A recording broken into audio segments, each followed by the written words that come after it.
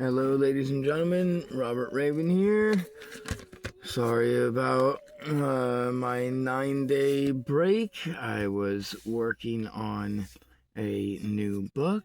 I just got it published.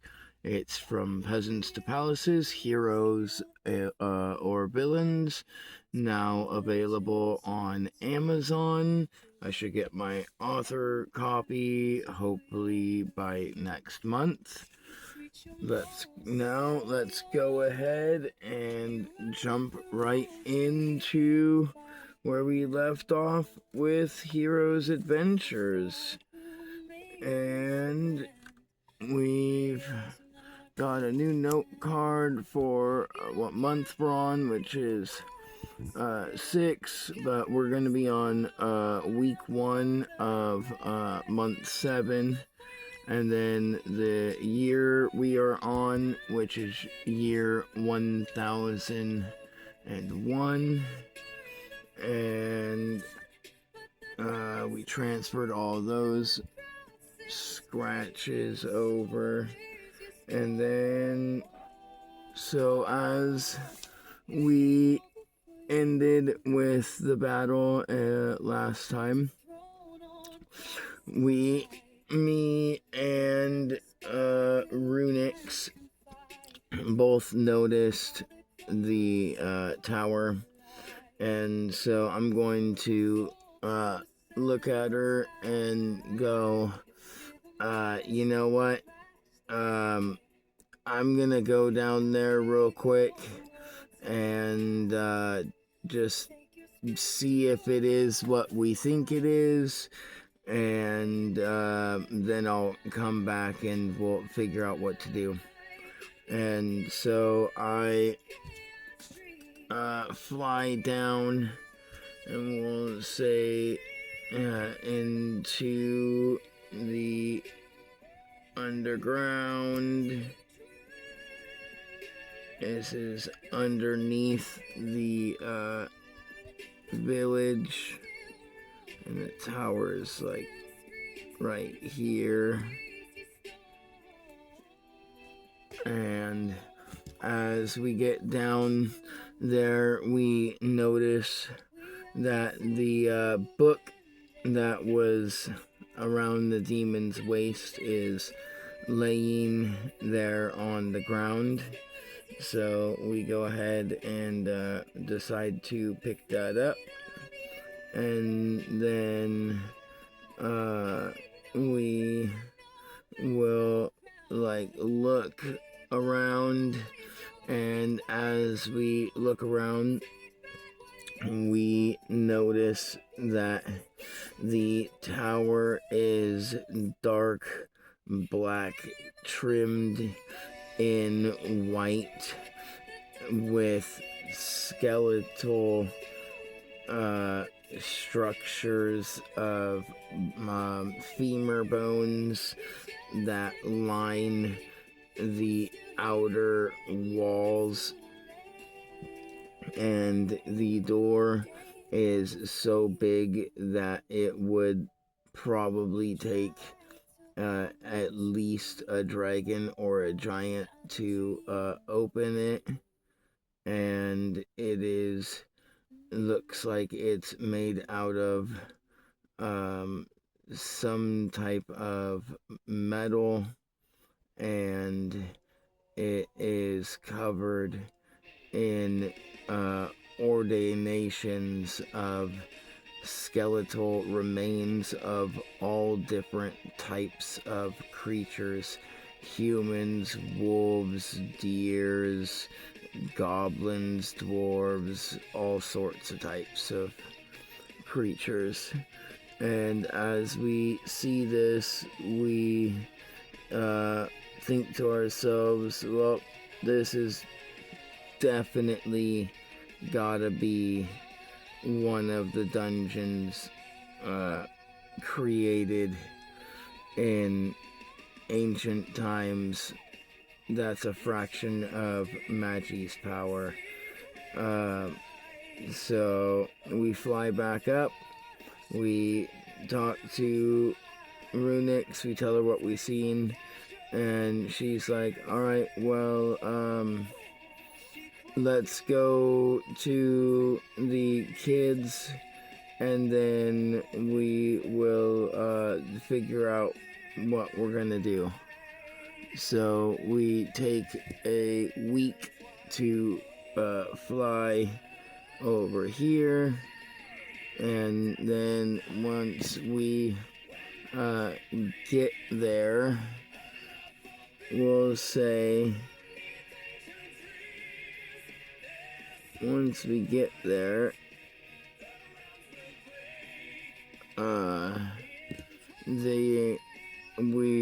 as we come down to land, we notice that there is like a hut and like a camping area, but then there's also like a log cabin and like 10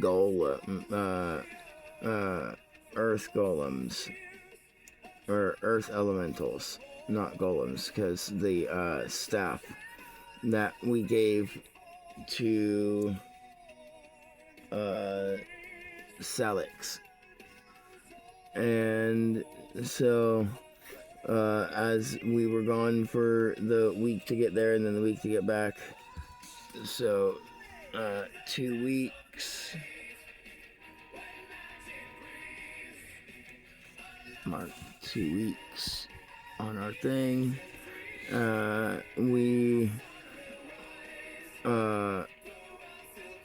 come back, and she has essentially built her own like little village for her and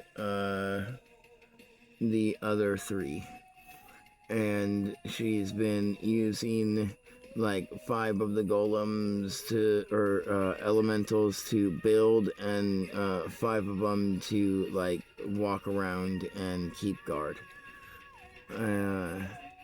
And as we come down and we notice this, you know what? Let's see how we respond. Let's grab out. Alright. That was a 1, so an 11 for me. And a 17 for Runix. Okay, so we're both not impressed. We are both like, well, at least they were able to survive. That's good, because if we would have died, then they would have had to do this anyway. So we're not really impressed. We're just glad that they figured something out. And as the night goes on, we talk to decide if the kids are going to stay here or if they are going to go with us to the dungeon. And 57, so that's positive. So that means we'll keep them here. So now we'll see if Runix stays with them or not. 90. Alright, so yeah. So, as we're talking through the night to, you know, figure out what we're gonna do with the tower, and we come to the decision that Runix will stay here and wait for 2 months, because it takes a week for me to get there and a week for me to get back. So she'll wait for 2 months, which will give me a month and a half in the dungeon before they start heading towards the capital. Because throughout all our time traveling together, I would have told them and drawn them a map on how to get there for if anything happened. And so we rest for the night, and then in the morning we go back and we start flying, and we get back to the village. And then once we get to the village and we get down into the crevice and fly down, and we push open the doors to the dungeon. 14, yep. So as we push open the doors this way to the dungeon, we get a vision of 17 other people all around the continents,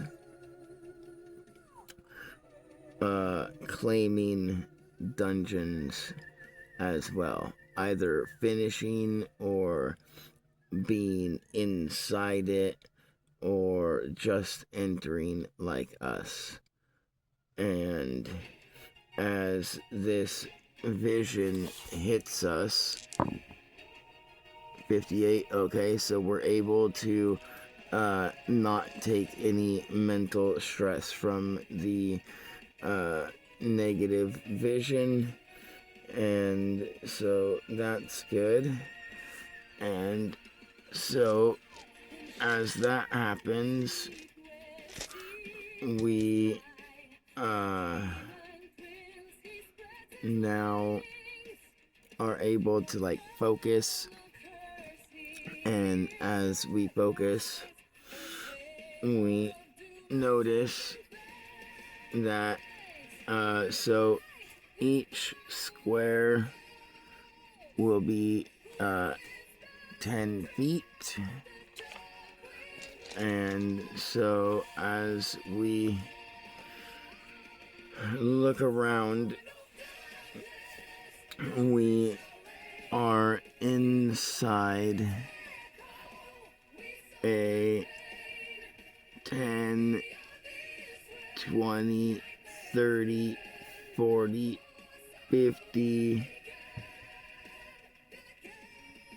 10, 20, 30. We're in a 50 by 30 room with a 10-foot hallway that's going upward. For how long, we don't know.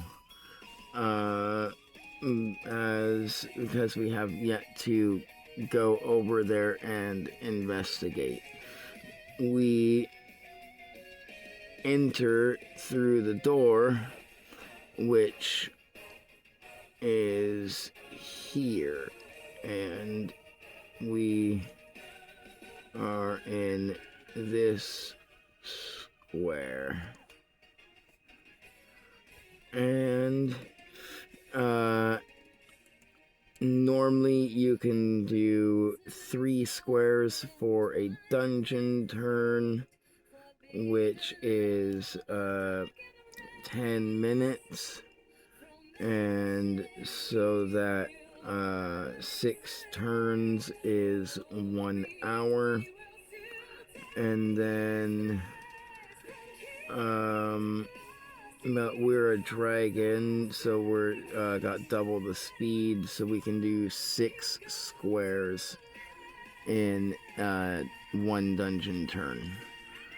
So we could do 1, 2, 3, 4, 5, 6, and explore this entire area right here.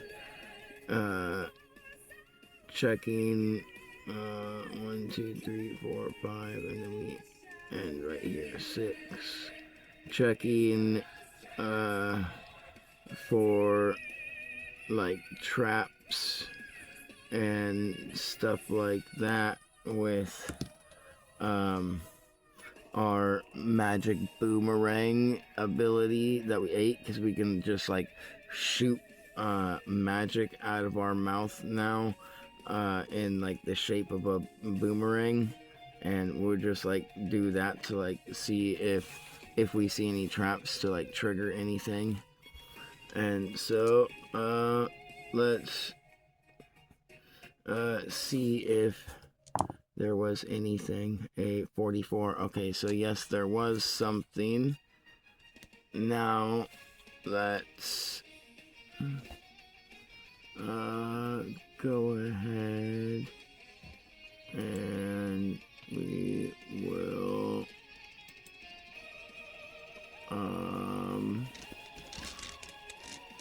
I need a D20. There we go. To roll what it is. Alright, 17 is a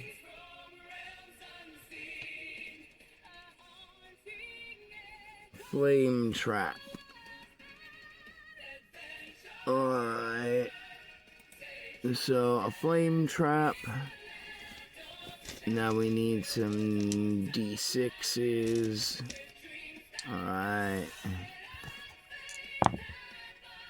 Alright, so it as we are checking for traps, we accidentally step on a bone that crunches underneath our foot, and as it crunches under our foot, it triggers a pressure plate, and the pressure plate bursts fire from that spot, and we just don't even notice it because it's just like a small flicker of flames. And that'll be okay. So we gotta do DT equals 10 minutes.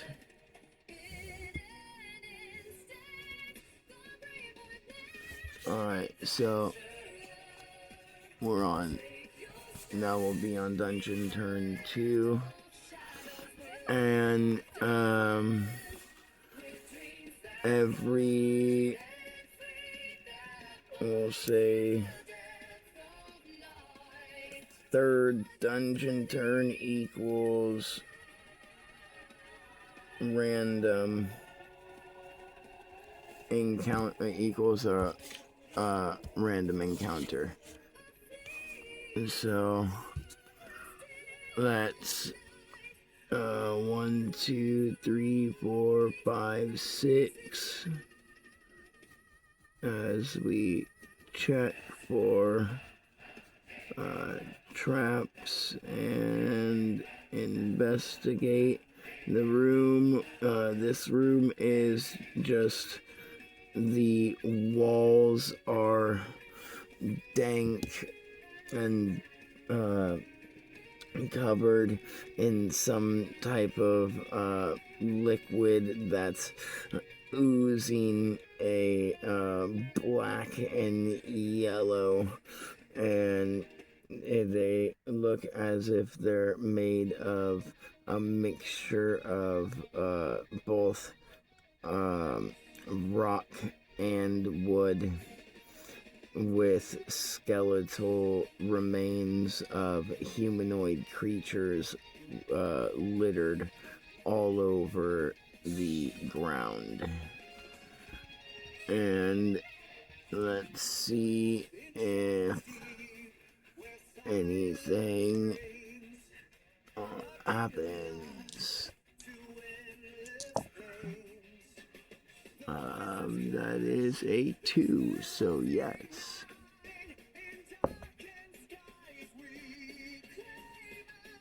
An 8. Alright.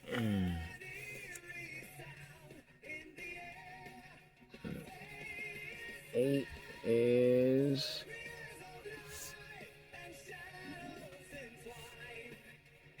a light. It's a light burst trap. So let's see if. Alright.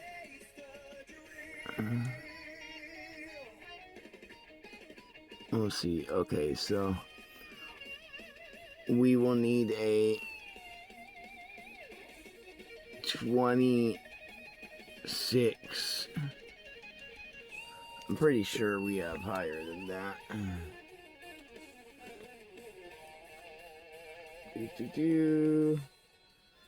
Yeah, our reflex is our reflex save is a 35. So we are able to, the second we notice the trap, we cover our eyes and we purposefully trigger it so that we can get it done and out of the way, and we don't get blinded at all. And then 1, 2, 3, okay, so we continue to move on, and as we come up and out of the room, we have to roll. Okay, so 11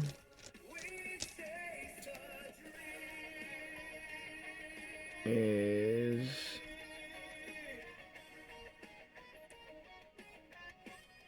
30 feet by 60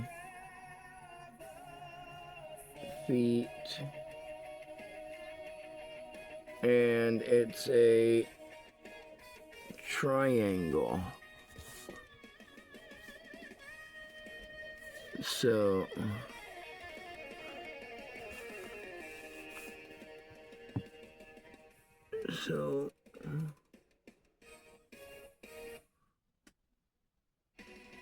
one, two, three.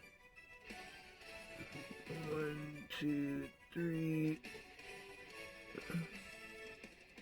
1, 2, 3.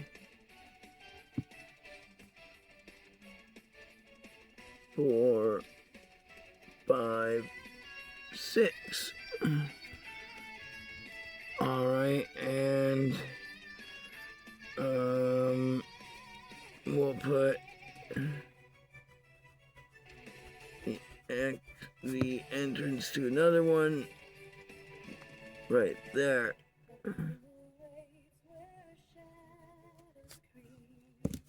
All right. So, and that's the third dungeon turn. So now I have to see if there's going to be a random encounter. There is a random encounter, because that's the dungeon's effect, is every third turn there is a random monster encounter with one of the following 6 monsters. Okay, a 5.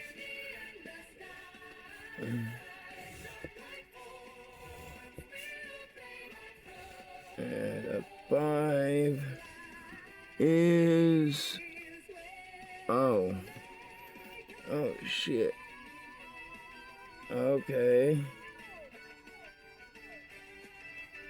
Alright, a 5 is a mummy, which I was not expecting.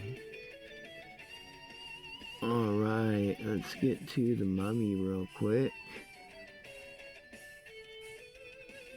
Right here. Oh.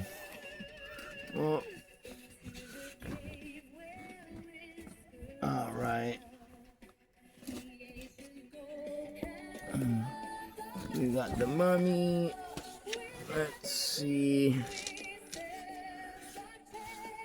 Thankfully, we're immune to bludgeoning, piercing, and slashing damage, and psychological. And if we get hit by any of those 4 damage types, then we automatically heal for the damage that would have been dealt.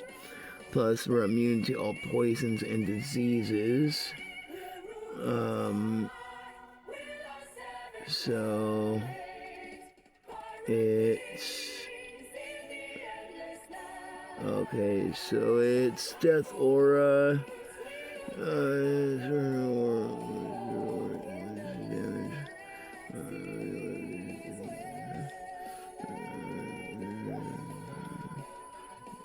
Okay, so that, okay, so, as we, are coming into the hallway, actually, let's see. We'll roll a D4, if I can find one of them.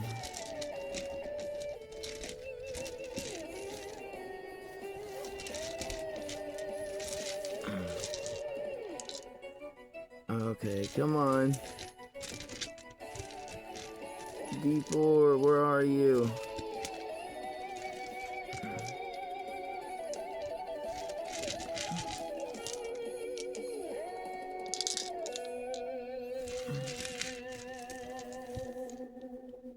There's one. And there's a second one, just in case we need it.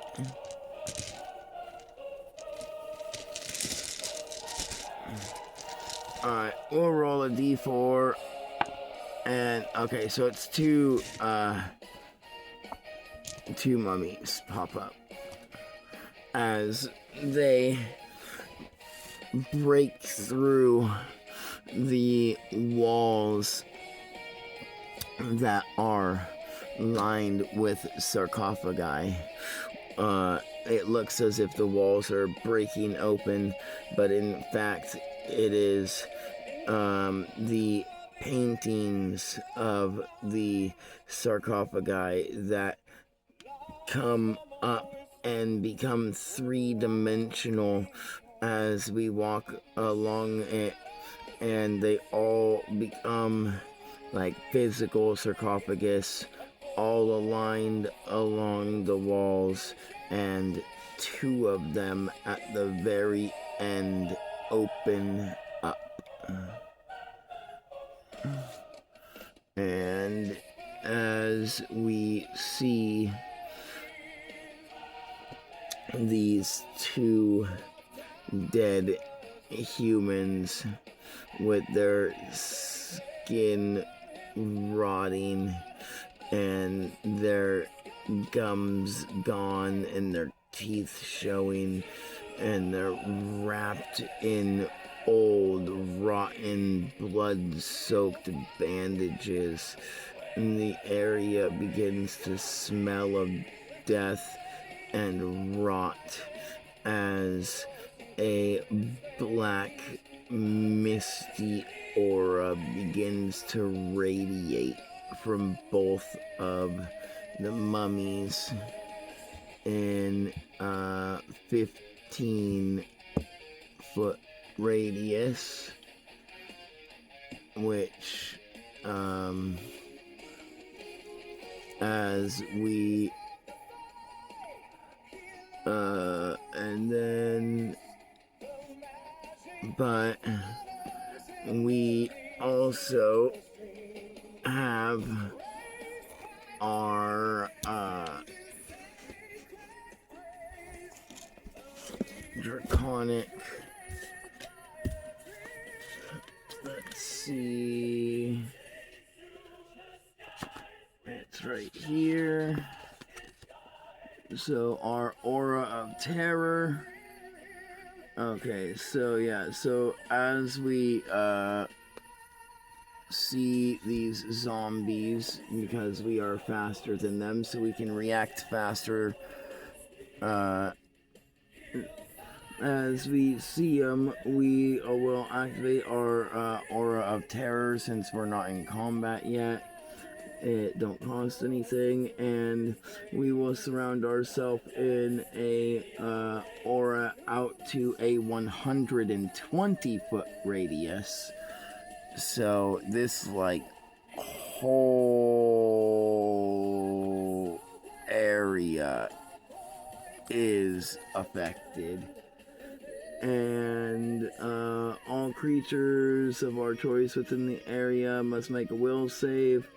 On a successful save, the creature becomes affected by frightened for a number of minutes, equal to our ability modifier. On a failed, that's on a successful save, yeah.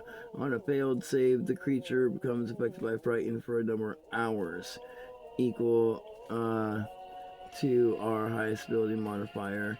And the aura lasts for a number of minutes equal to our modifier, or until we decide to turn it off, whichever comes first. And then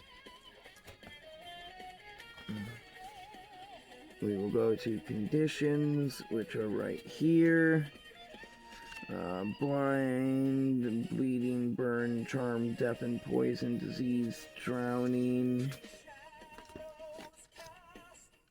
Frightened. The creature that becomes frightened or becomes affected by the frightened condition gains disadvantage, while the one who scares it is within their sight. Additionally, the creature that is frightened cannot willingly move any closer than it already is to the source of its fear.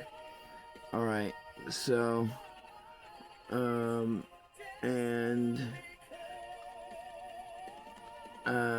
so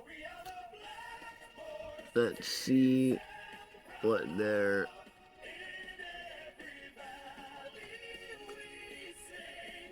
save is.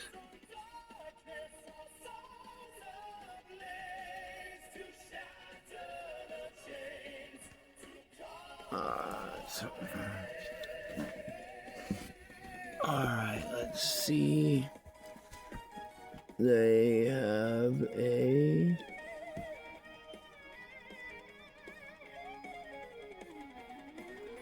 alright, they've got blind scene, magic sight. Saves right there. Yeah, their will is only a 1, so they will fail.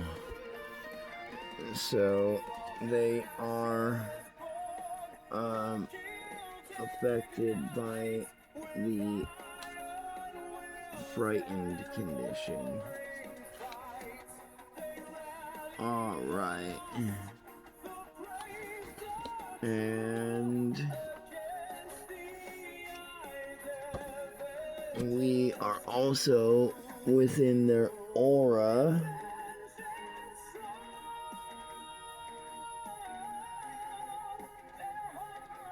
So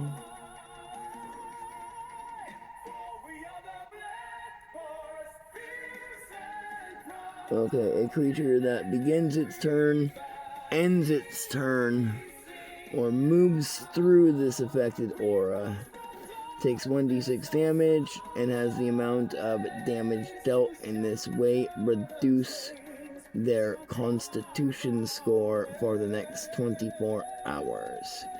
If any creature were to have their health hit 0 in this way, the creature automatically is automatically resurrected as a mummy. Alright, so, but 1d6 does literally, we don't even hit us. So, because we have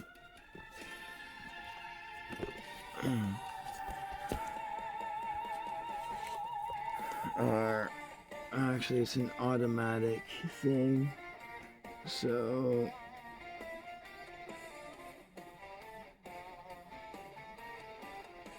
alright, so that's what, and I think that's a 10 to our dex, right? Yeah, our dexterity is 10, their dexterity is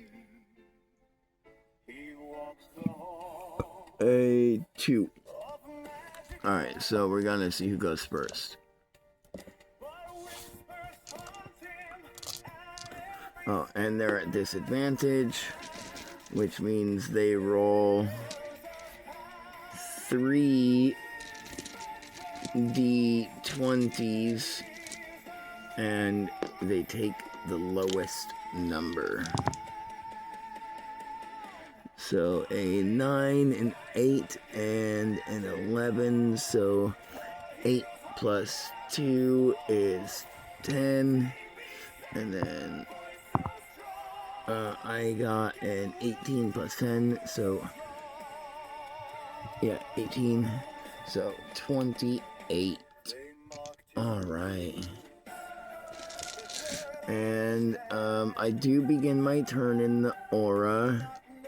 So I am going to take an automatic 2d6 and have my con score reduced by that amount for 24 hours, which is really terrifying. 8, holy shit. Okay, the 8 damage to my health is nothing, because, well, I have 563 health. But if my con hits 0, then if any of your stats hit 0, you automatically die. And my con just got minused by 8. So, 21, 20, 19, 18, 17, 16, 15, 14, 13. Holy shit. It goes from 21 to 13. I need to make a note of this. Wow, my con is at 13 right now, which dumps my bonus all the way down to 10 is 2, 12 is 12 through 2, so it is a it drops my bonus from a 12 to a 4. Man, that is terrifying. And we'll put 8. I got all the notes right here for the damage I've taken. And obviously, as this happens and we are affected by this aura and the black mist begins to like get inside of our eyes and our nose and our mouth, we begin to feel like as if our body is beginning to rot as we're alive, even though it's not. And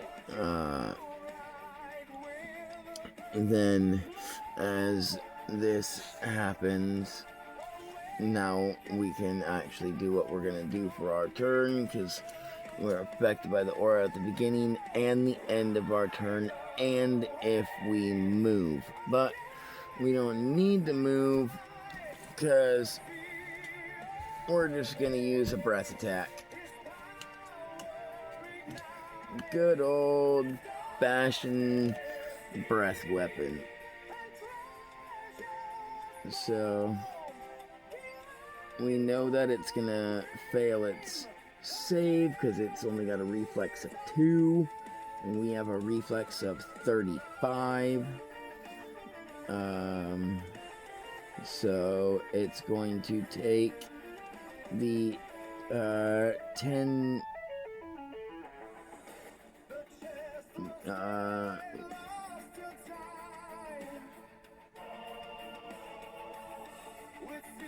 yeah, and their armor is 13.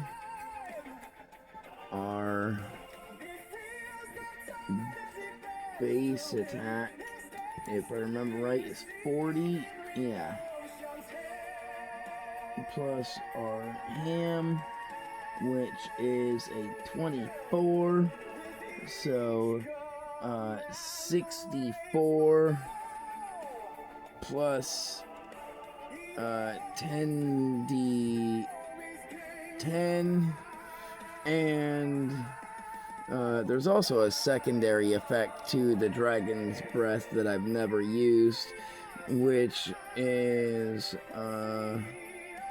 if it fails, it only takes 5d10 or 50, whichever rule set you're using, and it loses an amount of levels equal to half your highest ability modifier, and on a failed save it takes 10d10 or 100 damage, and it loses a number of levels equal to your highest ability modifier.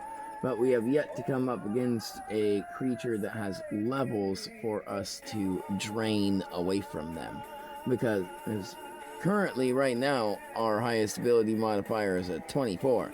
So if anything lower than level 24, which is even higher than us, we're level 7, comes near us, we can just zap it to 0 and immediately kill it that way. So our breath weapon is absolutely terrifying, and that is the same breath weapon for all dragon clans. And then let's see.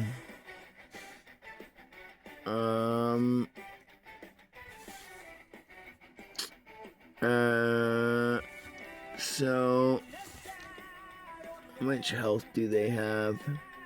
Oh, they have 50. Okay, so we automatically kill it. We don't even have to roll, because our base is 64.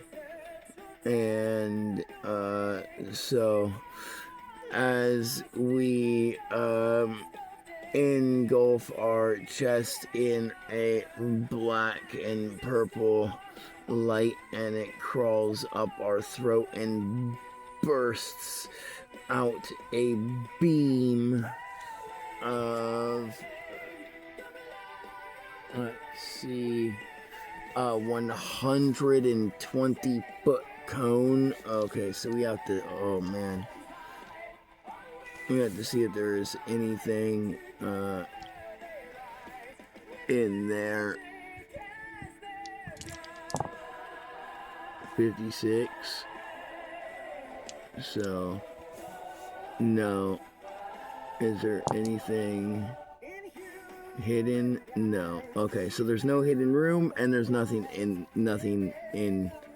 like no other monsters in here that are gonna be affected we do need to see if it's gonna destroy the wall or not.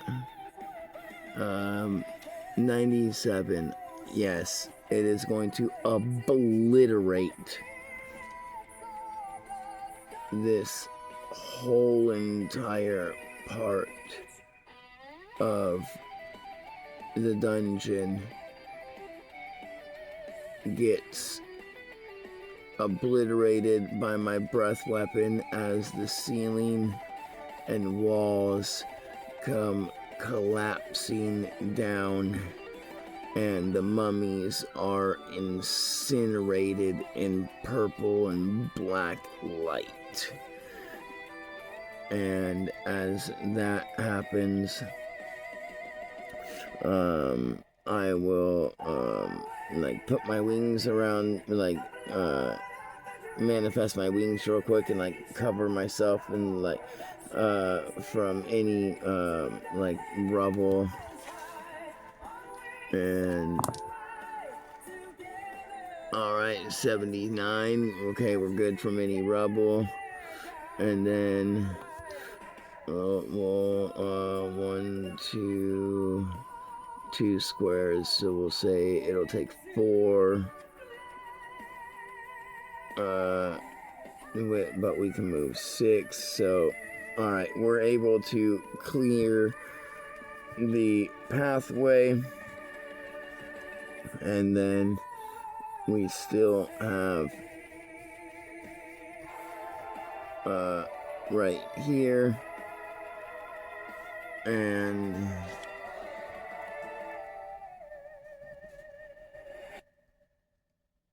that was dungeon turn 3, and then 4. Alright, so now we'll be on dungeon turn 5.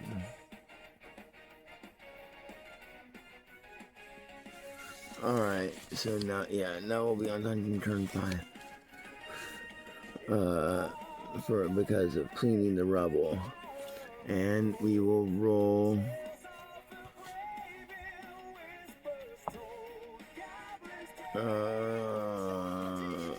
there's my note.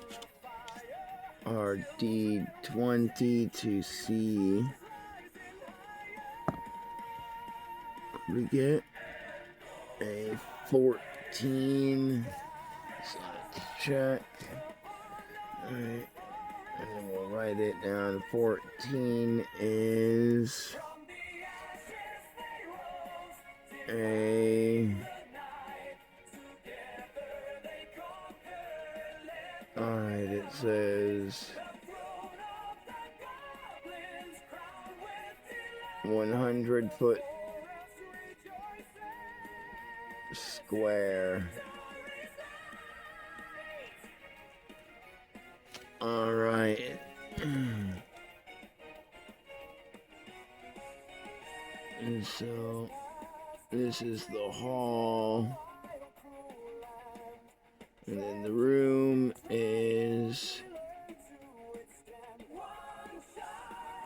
10, 20, 30, 40, 50, 60, 70, 80, 90, 100. Oh man, it goes all the way to the top.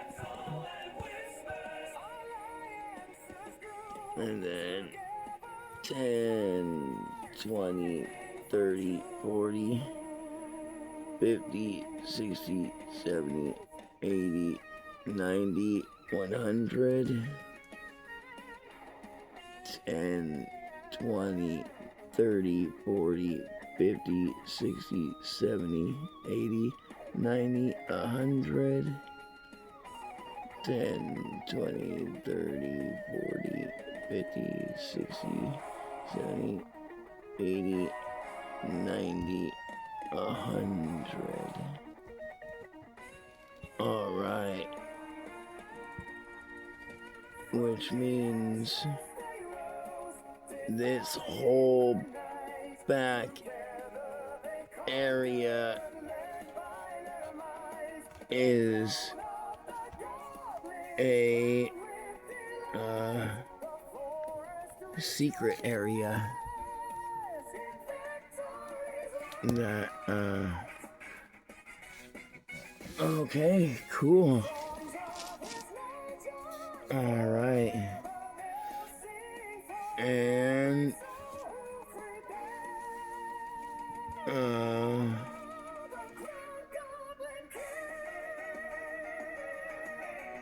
that'll, oh yeah, that's us going to here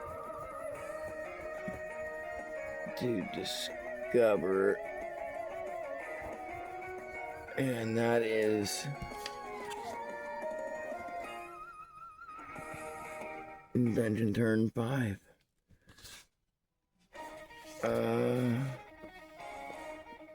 So and then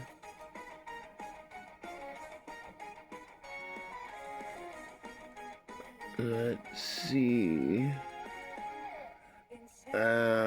As we come into this area, we notice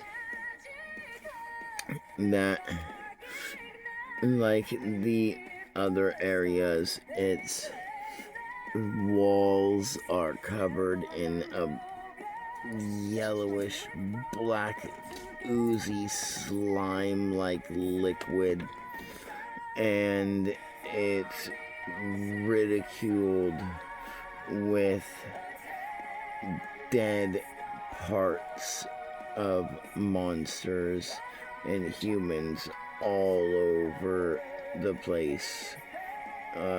From what we can see, some still partially rotten, and most skeletal. And then let's see something real quick.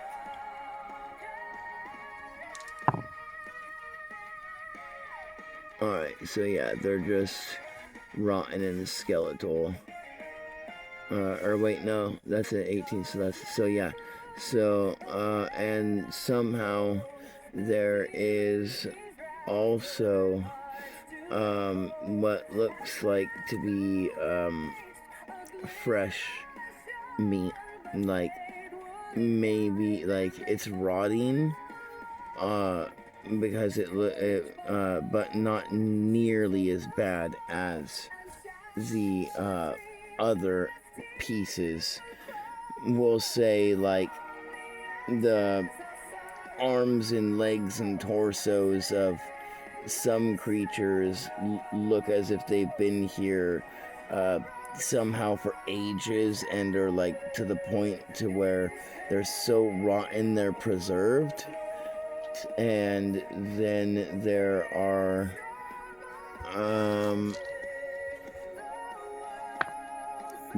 only 2 bodies that look like they're relatively like a year old at absolute max, and they are decomposing, it looks like, naturally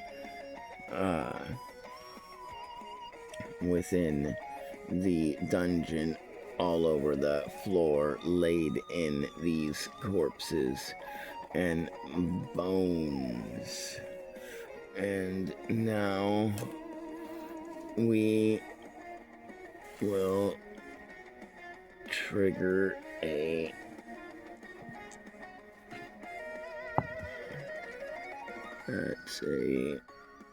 another, oh, wrong one. I need this one. 2 is zombie. That makes sense. And let's see.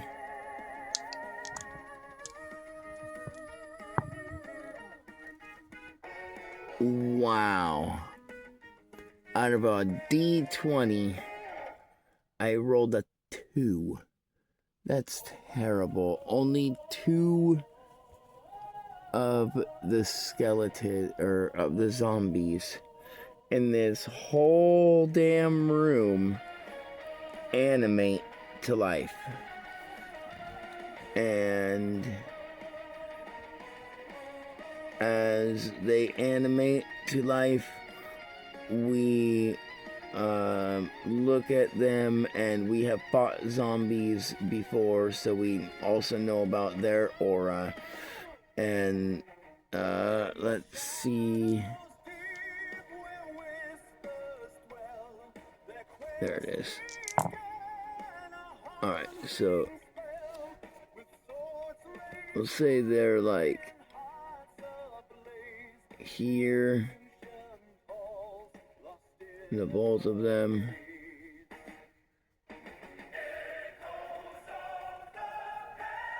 And well, we noticed what our breath weapon did last time. And we're looking around this area, and we noticed that well, it's not bigger than 120 feet. It's about 100 feet. And so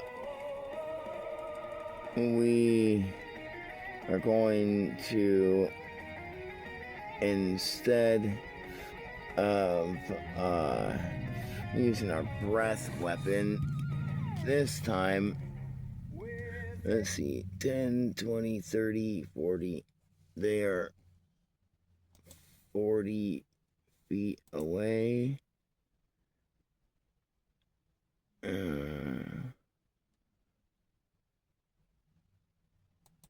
Alright, so let's see what our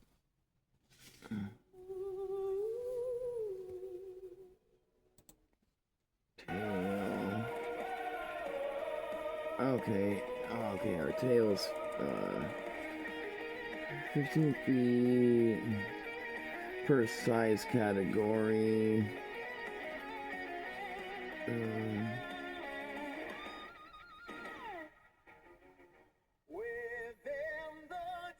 Alright, so right now it's just 15 foot.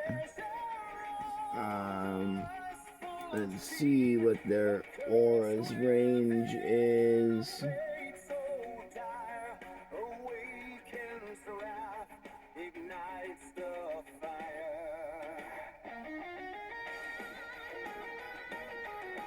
Oh, wait.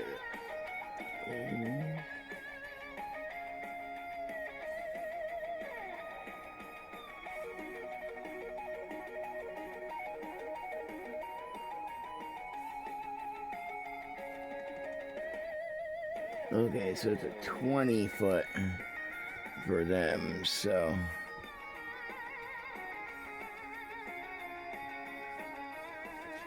Alright, so, yeah. So.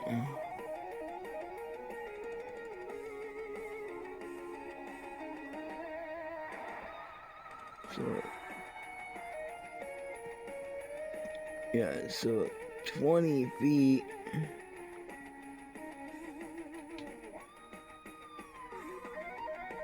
Around them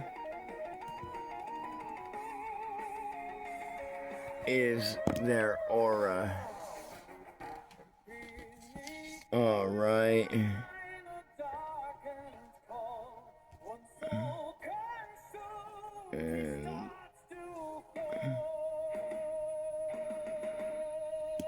And then let's see. As we notice this, what do we want to do? We haven't. Let's see.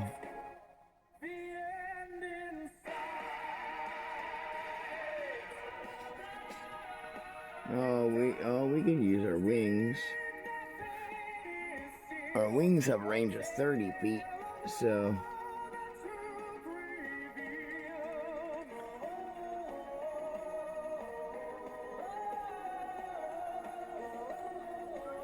Alright, cool.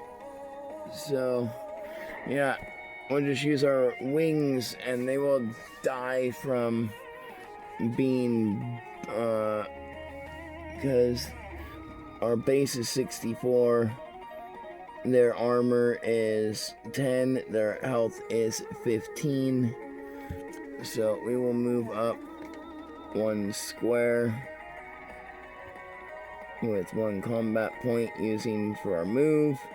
Then we will use another combat point to use our wing attack, which does our 40 plus base plus our ham plus 5, so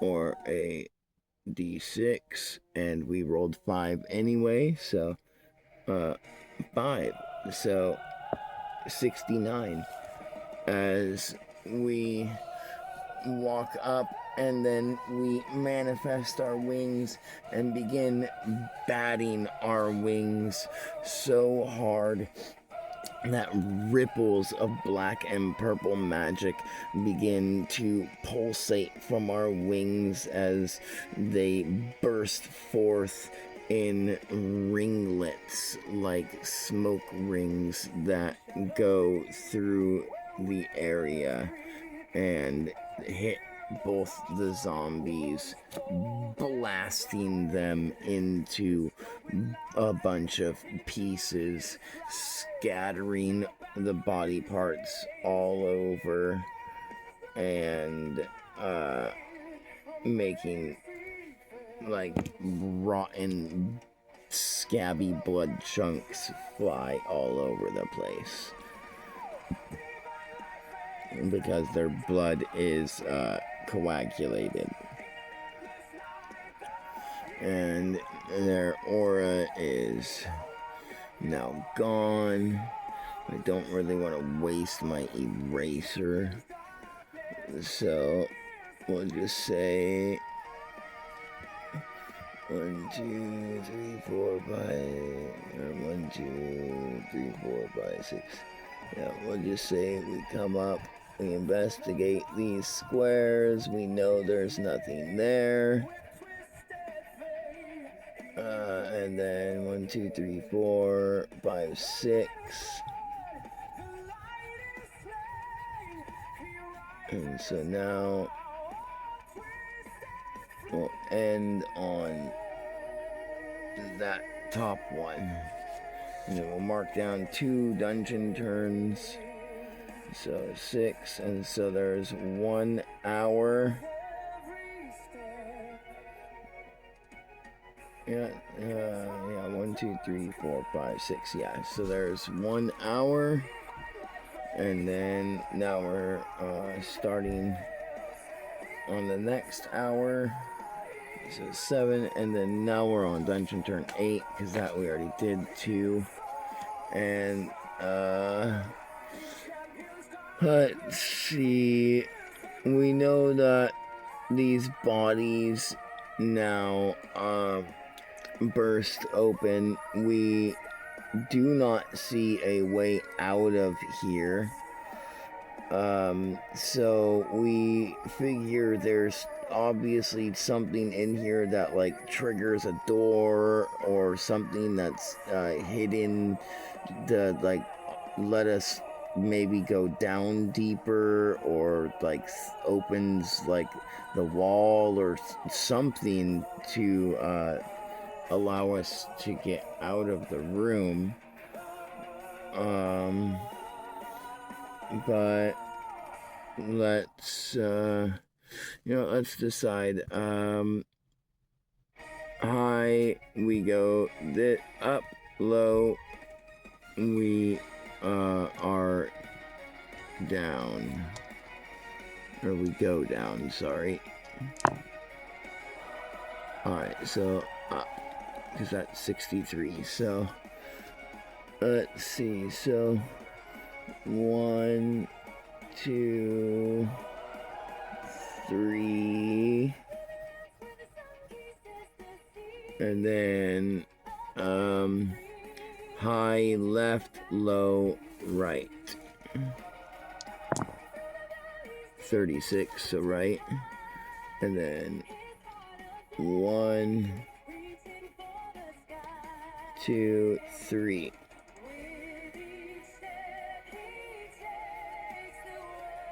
Alright, so we're right here. Alright. And that is 6, so that's our dungeon turn. And that's a third dungeon turn, so there's a automatic. Okay, 3.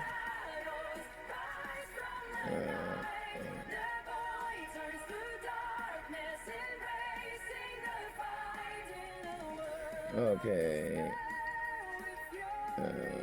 3 is a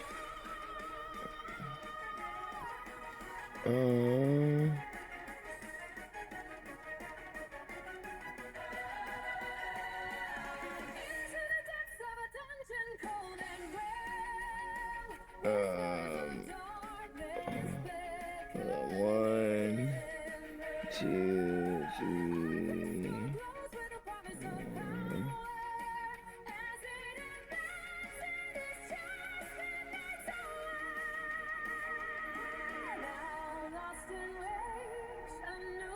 Oh yeah. Okay, so it is a ghost. Well, shit.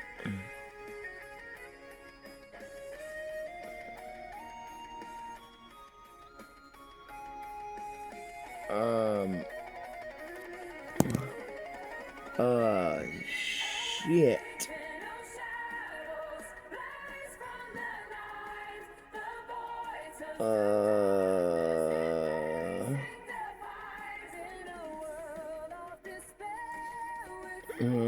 Let's see.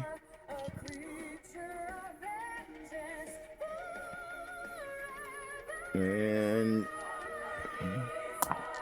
no. Pick it up so I can roll it. Oh my crap.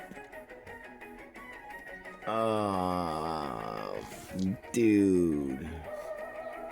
We're fucked if we don't run. Oh man.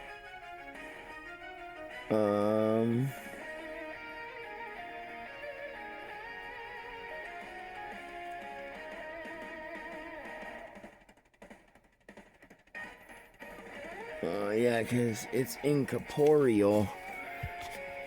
Oh, we do not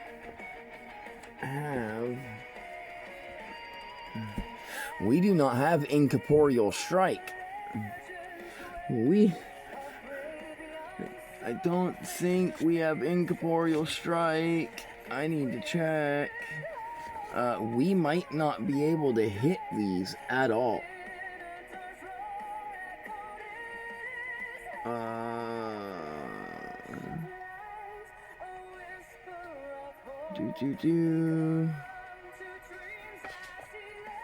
Yeah, our wing claws too.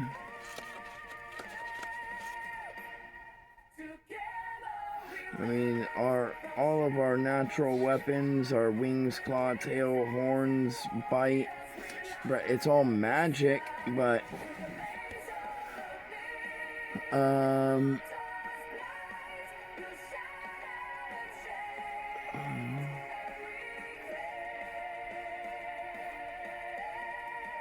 that's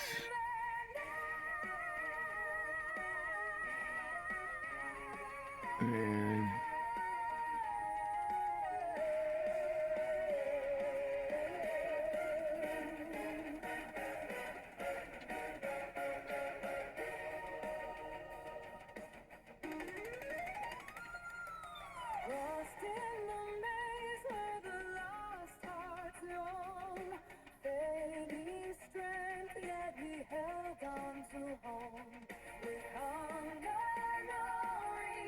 Okay, so we could do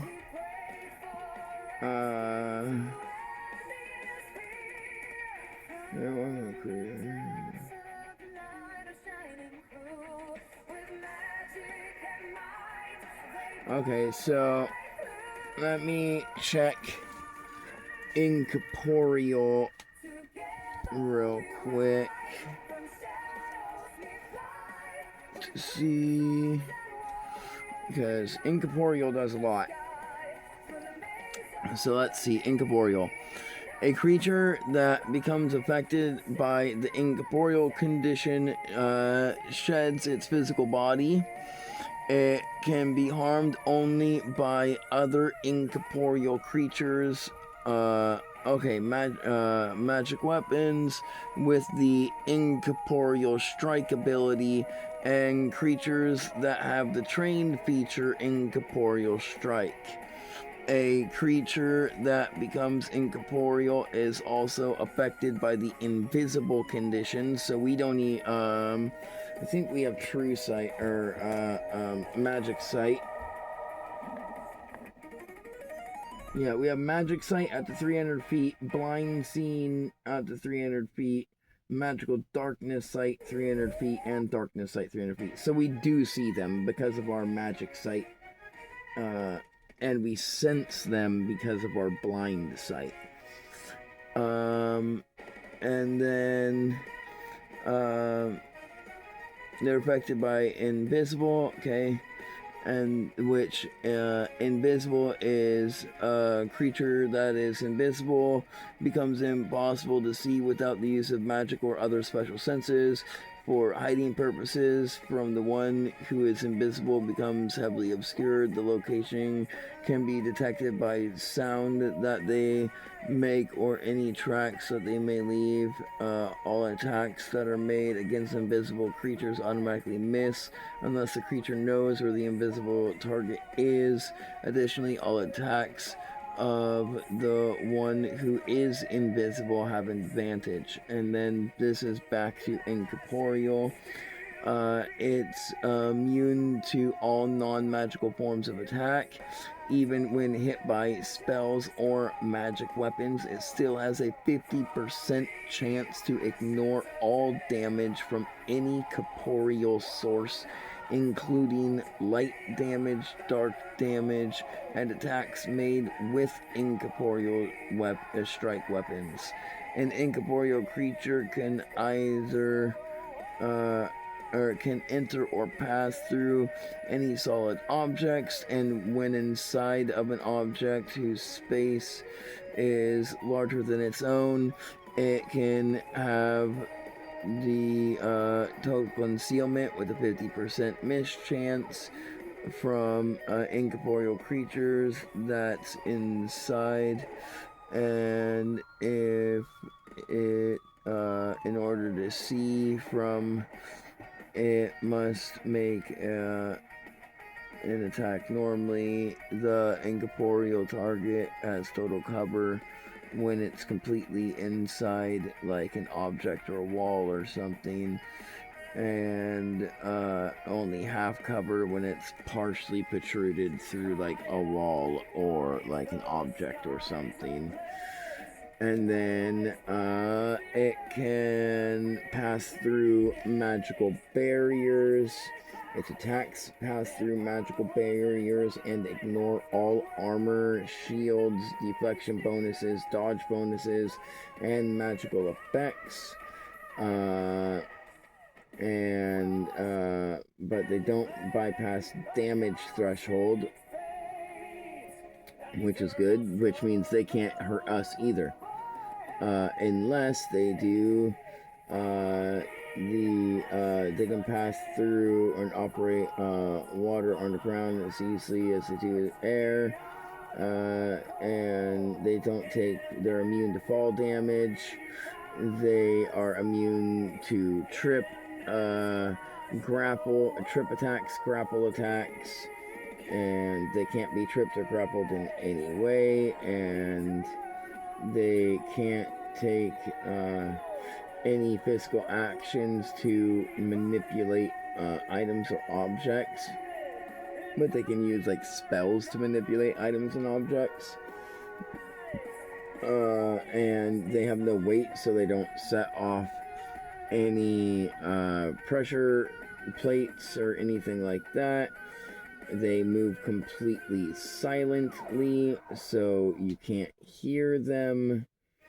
They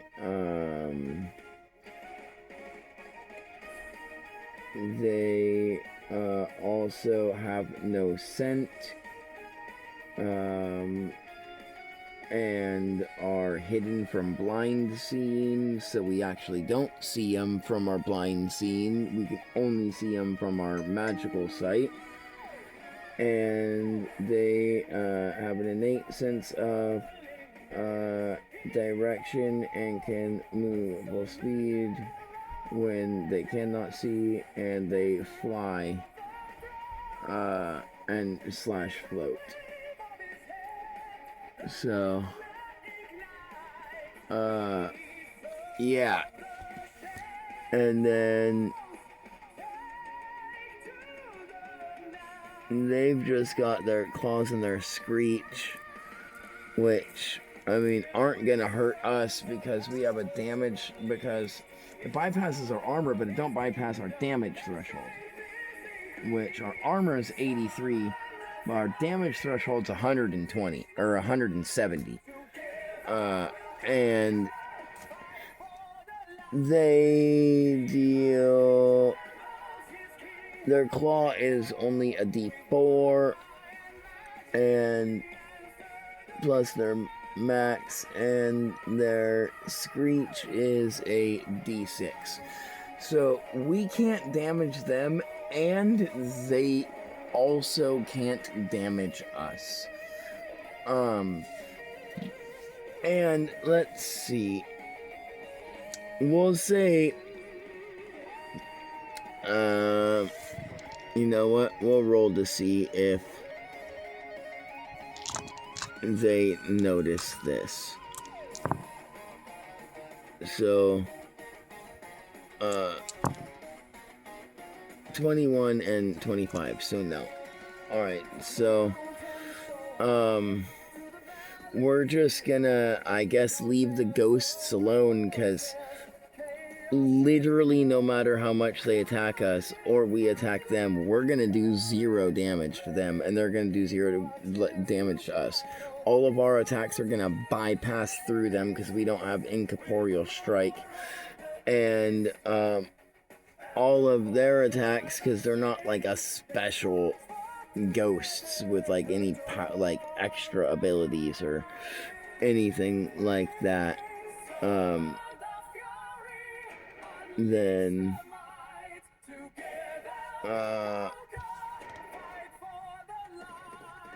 well, so let me double check this real quick to make sure they don't have like possession. I don't remember.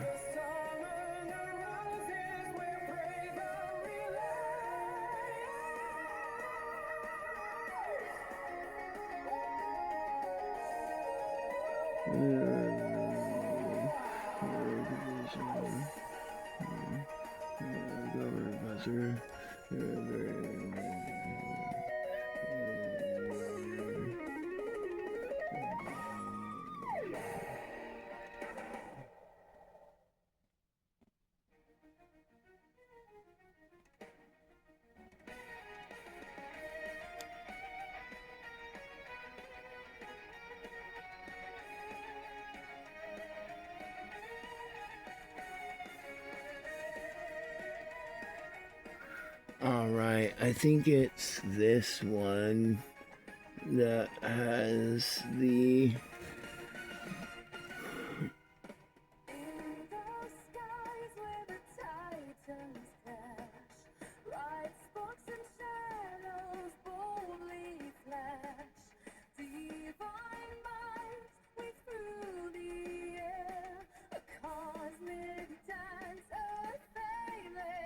Alright.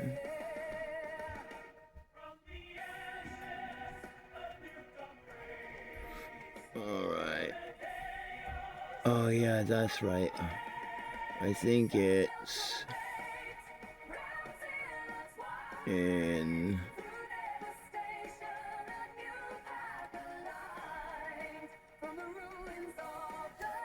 It's in the, I remember now.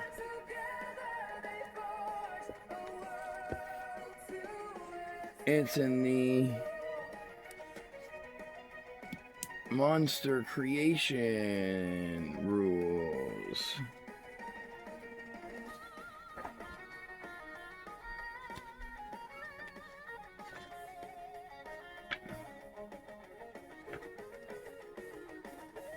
All right.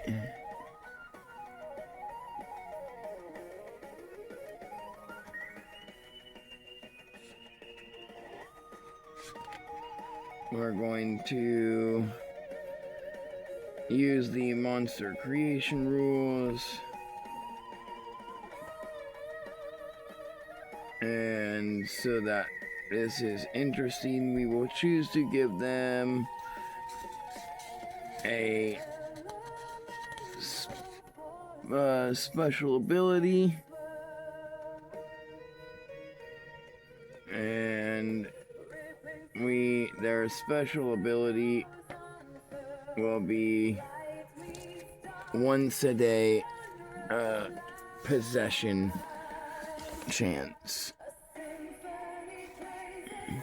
because all the creatures inside the creature codex are simply templates for you to use as a base to then use the creature creation rules to build upon on top of that base to make them each unique to your heart's content. And so we need this one and this one. And let's see, actually, they have a will of 1. So let's see. Okay, so 6. So yeah. So our will is 35. So the first possession fails, and that's a 14. The second one also fails. The third one's a 15, or sorry, 16, because it's 15 plus 1, that fails. And the fourth one is a 1 plus 1 for a 2, so that fails. So as the ghosts appear and they all start like swirling around us and trying to like jump into our body and possess us, our willpower is so strong that we just roar and burst all of them out of our body, and they continue to just like fly around us. And let's see if... So 71. So yeah, so as like all of them fail their possession ability, they all immediately notice that like we should not mess with this thing, and because we look like a human right now, but they're like, we should not fucking mess with this, and they begin to start to like fly away. But it's our turn, and as they're going away, we can still we have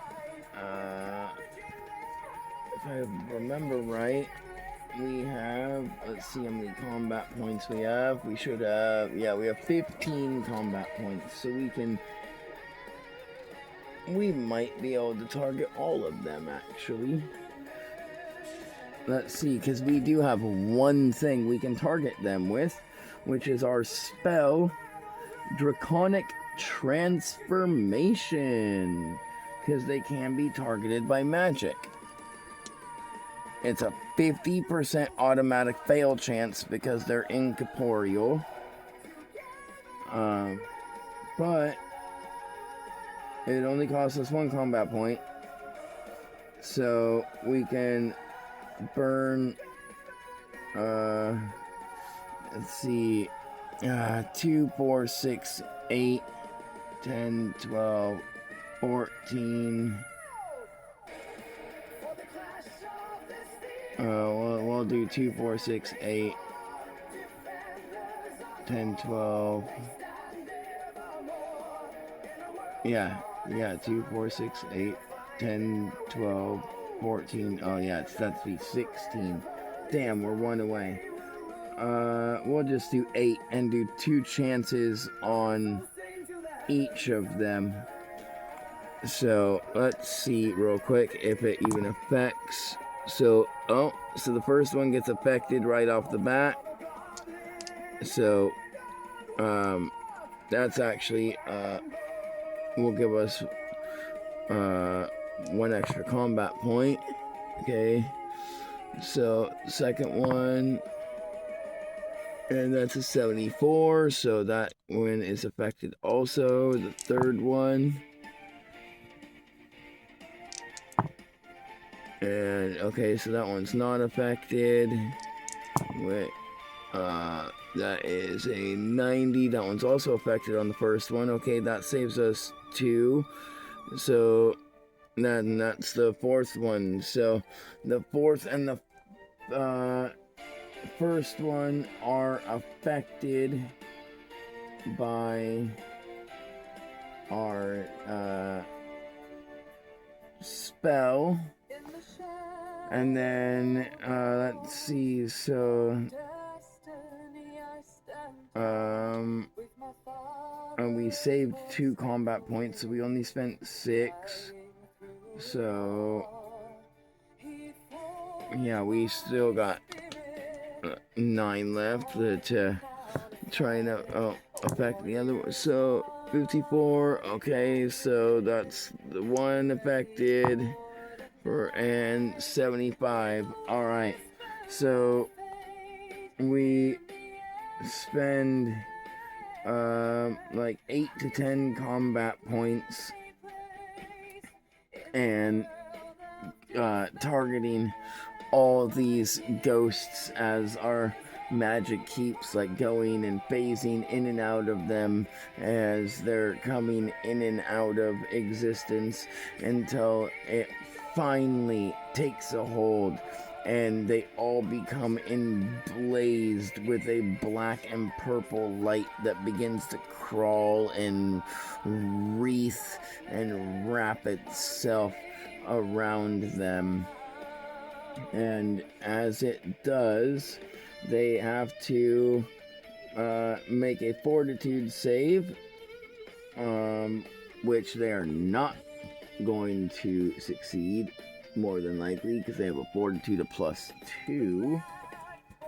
Let's see what they get. So 16, 3, 22. Oh wow, 2 natural 20s in a row. 2 22s. Let's see what our fortitude is. 48. So no, they fail. So on a successful save, that happens.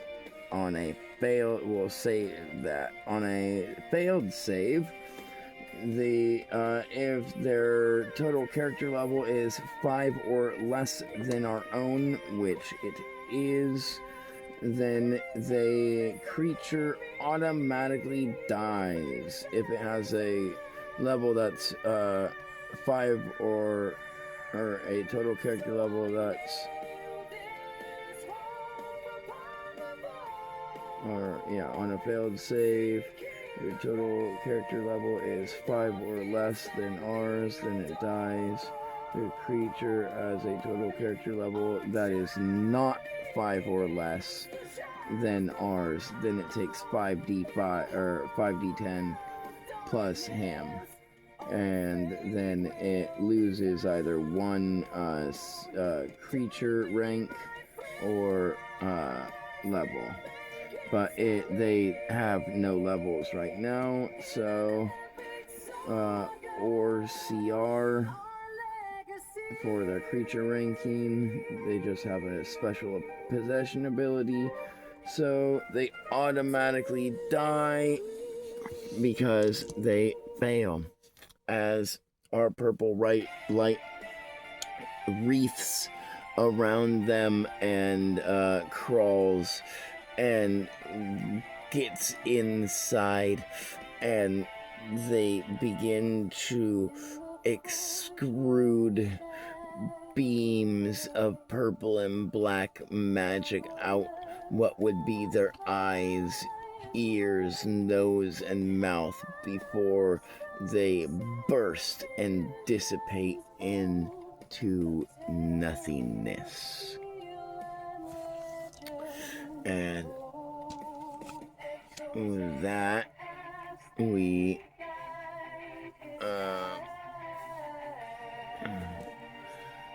killed the 4 ghosts. Oh yeah, so and then now as we kill the ghosts, we have to see if where to go. There it is. 54. Yep. As we kill the ghosts, the secret door triggers open, and we see the wall begin to shake as dust and that nasty ass slime start dripping and dropping from the ceiling. And 10. Okay, we get some of it on us, but thankfully we're immune to poisons and diseases, so it doesn't affect us at all. And we'll say that took a dungeon turn. And now let's see, we'll get these for 1, 2, 3, 4, 5, 6.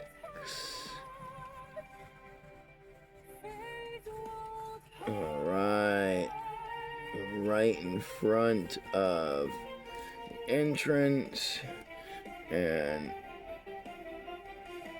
that'll be the 3rd turn. So, or no, sorry, that's the 1st turn after, because that was our random encounters. So 1, 2, 3, 4. All right, we're on. Now we will, and then as we come up into here, 1, 2, we'll say 3, 4, 5, and then we'll go right here, 6. We'll go right there. We will mark our dungeon turn. 1, 2, 3, 4, 5. We're almost at 2 hours in the dungeon. And let's see if if there was any traps. 34. Okay, so there's traps. 2. 2 is just a basic pit trap, which we have a reflex save of 35, so we can just sprout our wings out real quick and fly over the pit trap like it's nothing. And then as we come into this room, however, we once again notice that it's completely enclosed and there is no pathways or entrances or exits other than the one we just came through. And this room also is not covered in all that slime. It looks like as if it's a nice, pristine brick walls all the way around that are like grayish stone colored and layered in such a way that they make the design of skulls. And on the ground is a mural with a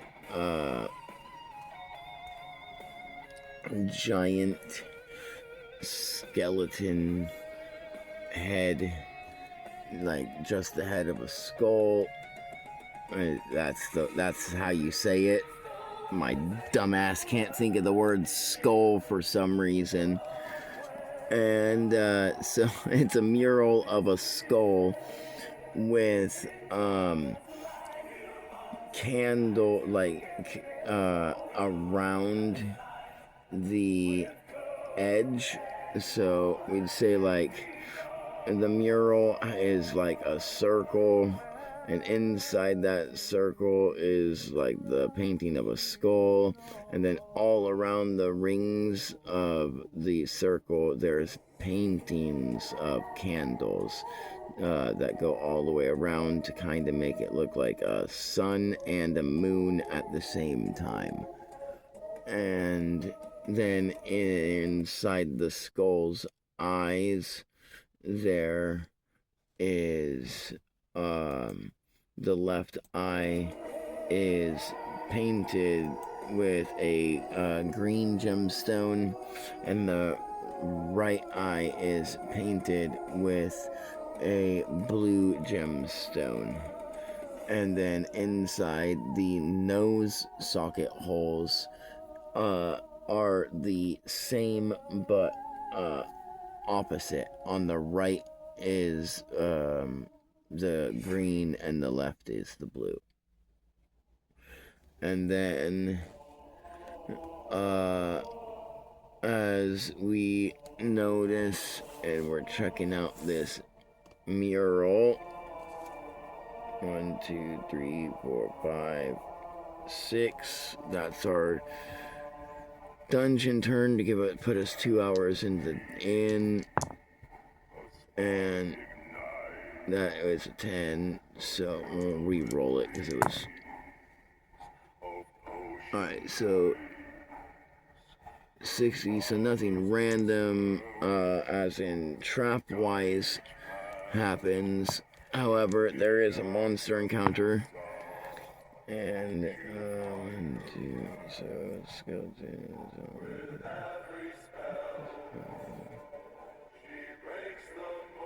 And 4.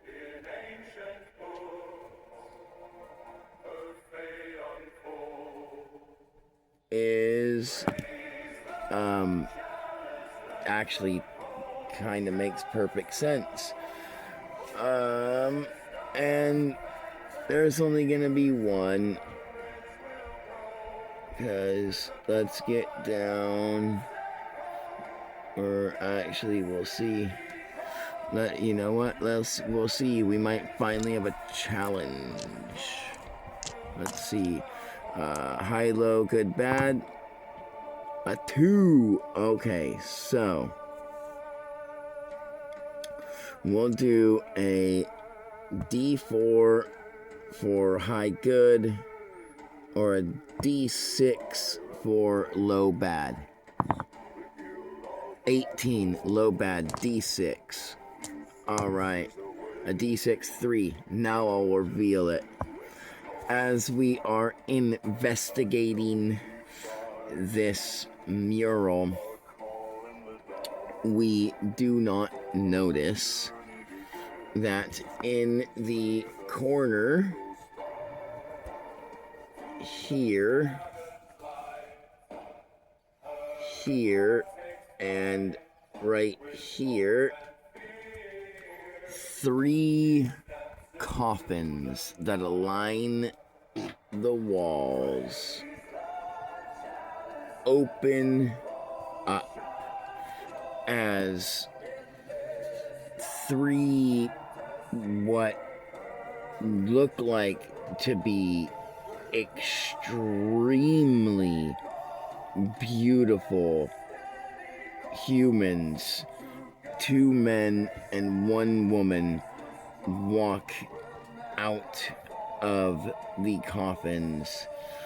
One of the men has short black hair with pointed ears, red eyes, and long fangs.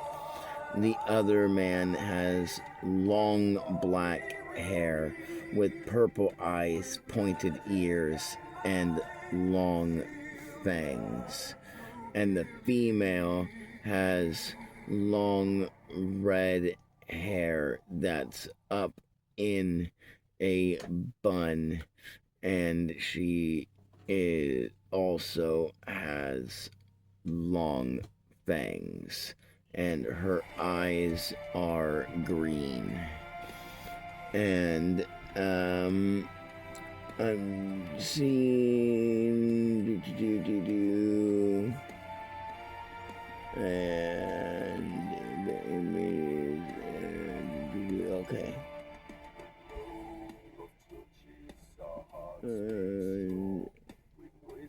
Alright, so they've got their vampiric immunities, their multi-attack, their charming gaze, regeneration, their wolf form, their bat form, their regular immunities, their resistances, and their poison and disease immunity. And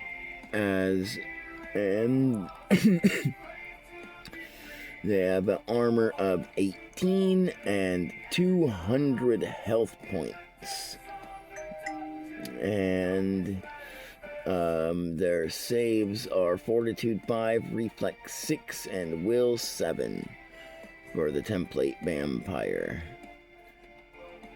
With magic, darkness, sight, and blind seeing, so we're not going to be able to hide from them. And all right, so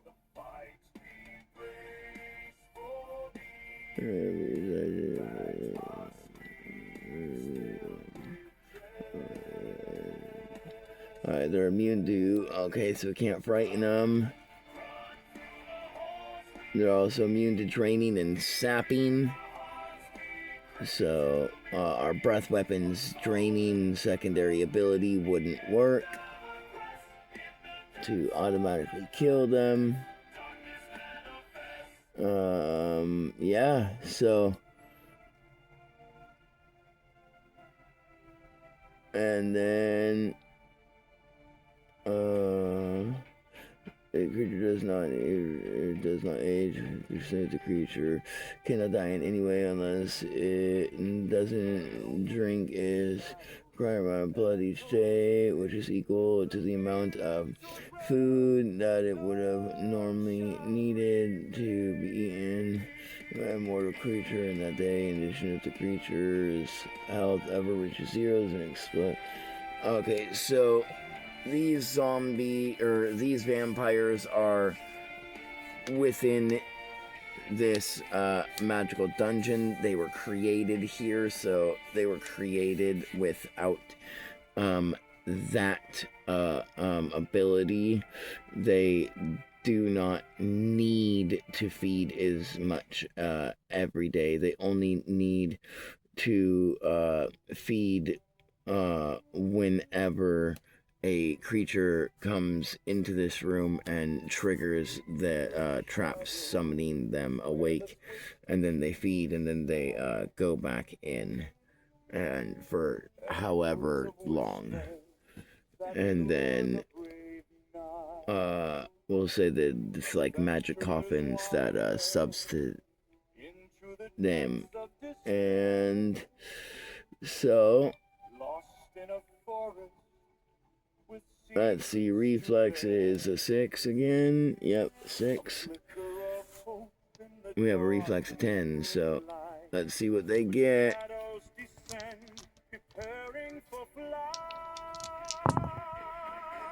Alright, so there's a 10, a 17, and 19, 20, 22, 23, 24, and a 24. Alright, let's see if we get any higher.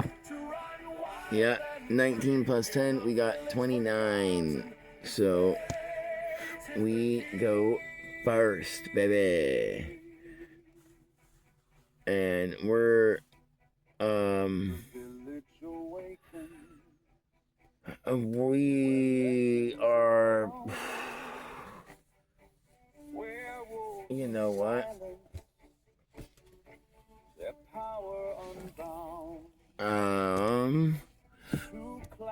I actually know exactly what I'm gonna do because we have yet to use it.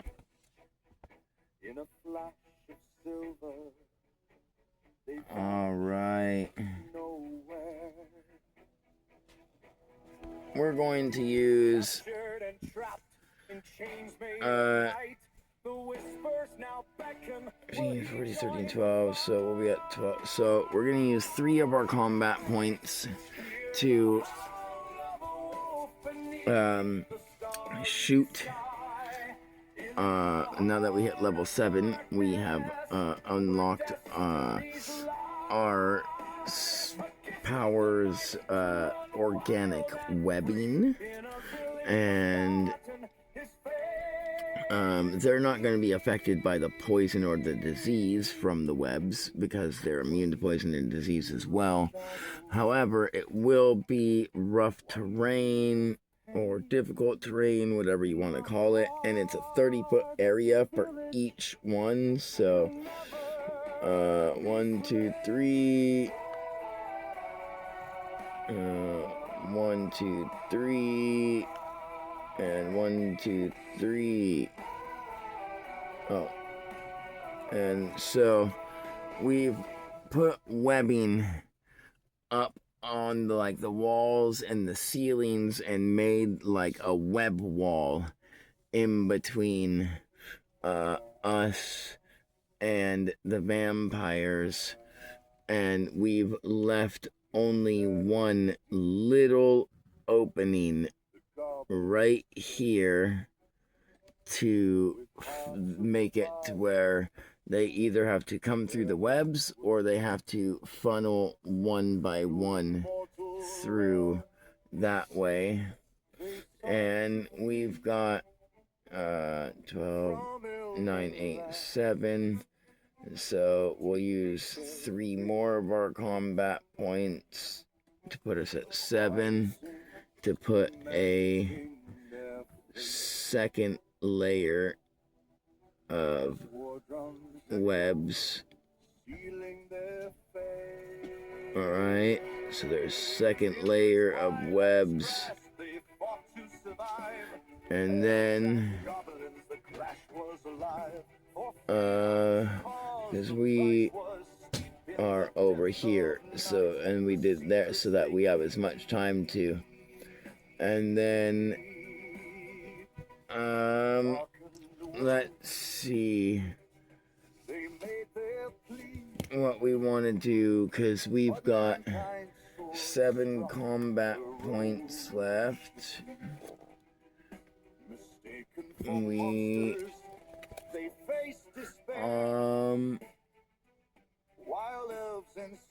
I'm trying to not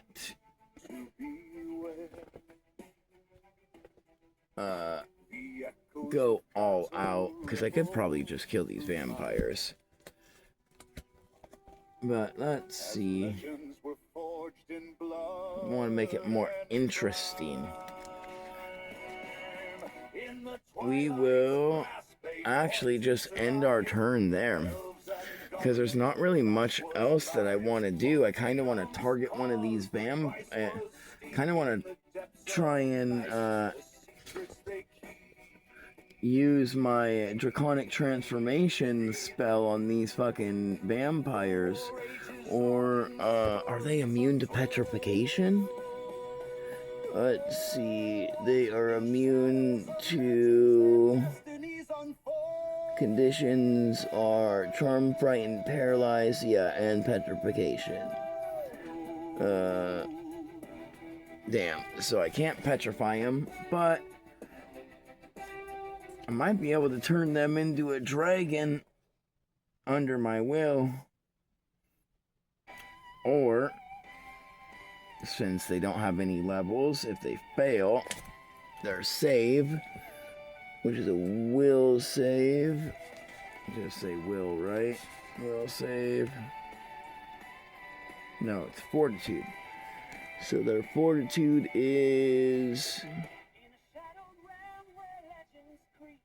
5, and my fortitude's a 48. So yeah, so that's what I want to do. I want to have them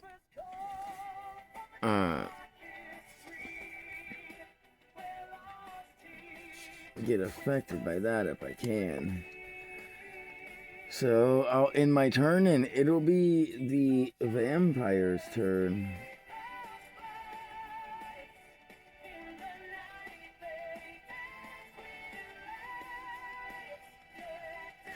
And we will say, we're actually going to make the, let's see, first one, first one, 85, okay, so he will have, nothing, 99, and 45, so, low bat, okay, so, the woman vampire will have, we will give her a CR of, let's see, we're at level 7, so we'll give her a CR of 10.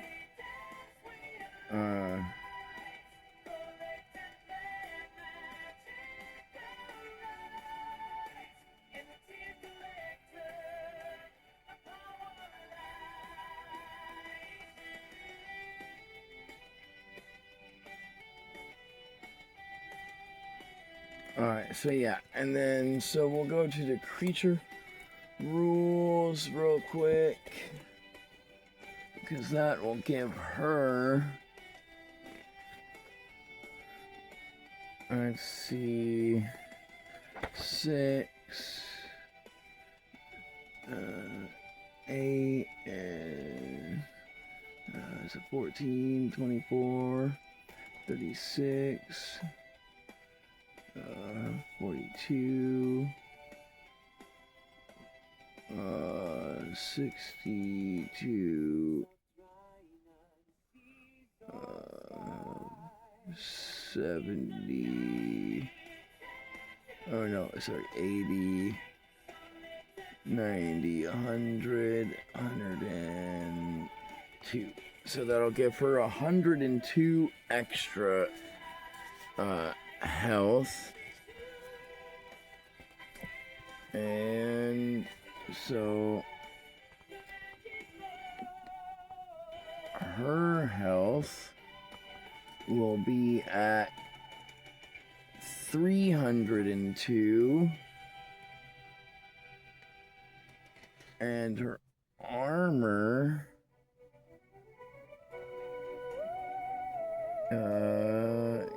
also gets a bonus of 10, so her armor is a 28, and she has 10 spell points, so we'll use 7 of them to give her extra health. 2, 4, 6, 8, 10, 12, 14, and then plus con 14, 18, 22, 24, 20, 18, 22, 26, 30, 34, 38,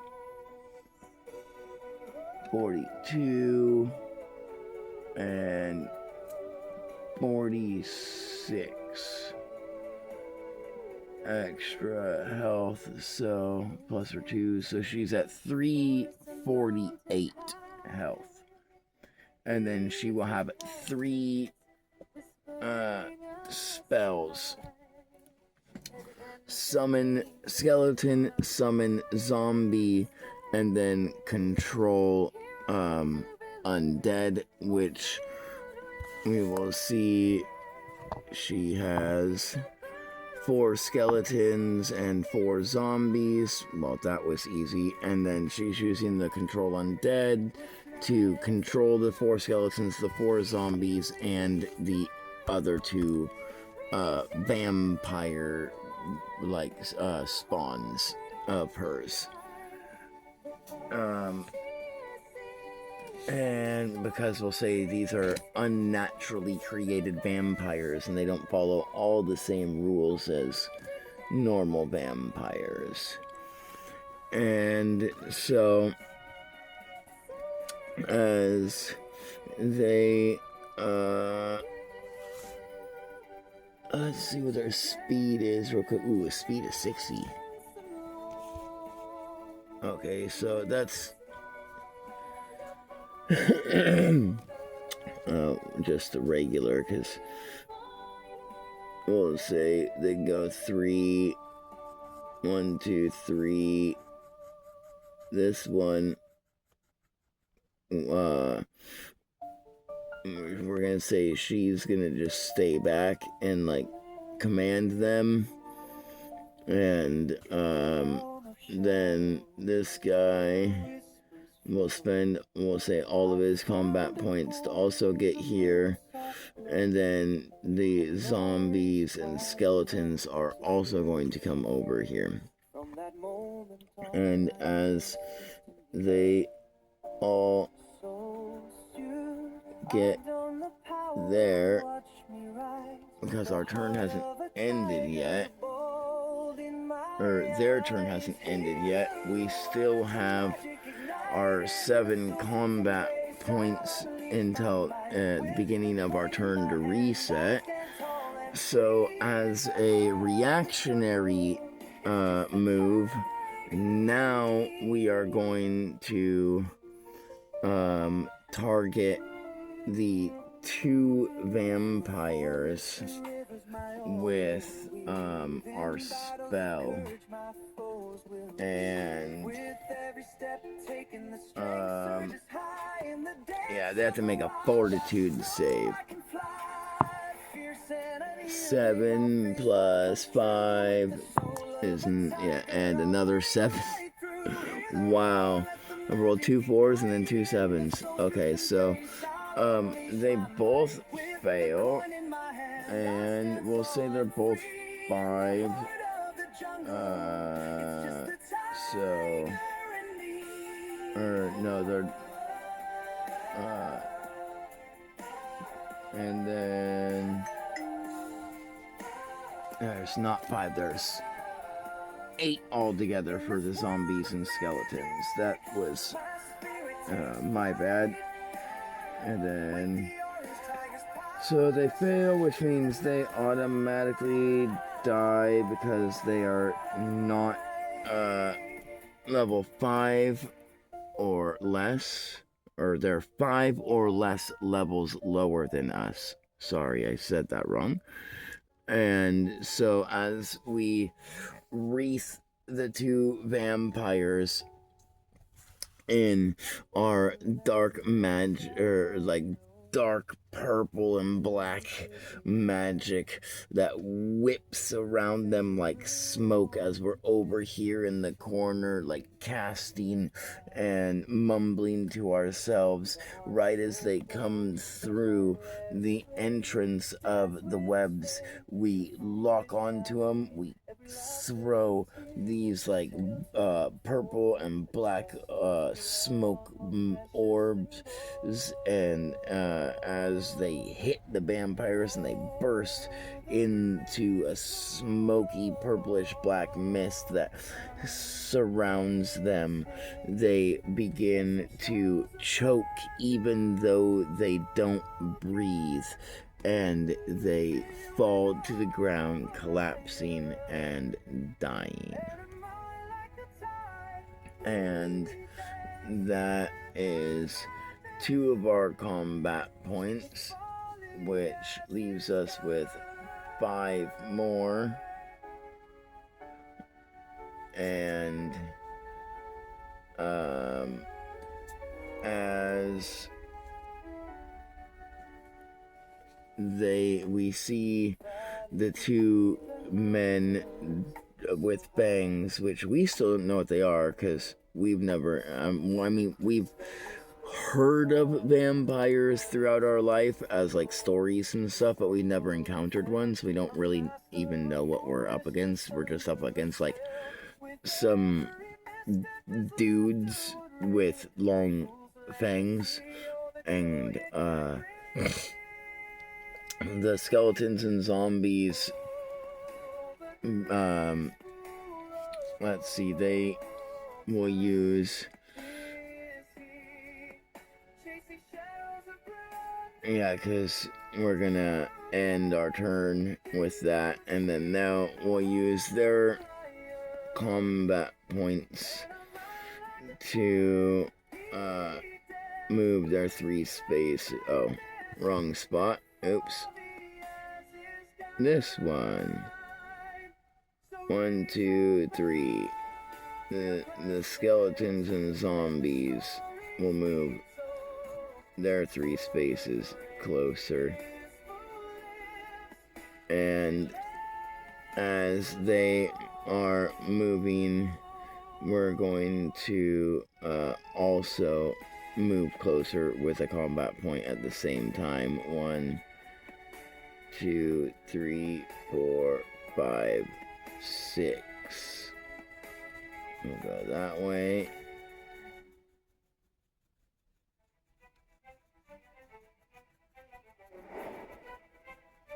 Well, we'll do 2 combat points.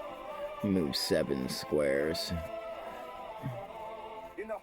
And then we will, that gives us 3 combat points, which we will spend 1 on our wings to blast the zombies and skeletons into smithereens as we flap our wings, and pulses of magic begin to ring out in circles exploding them all over the area.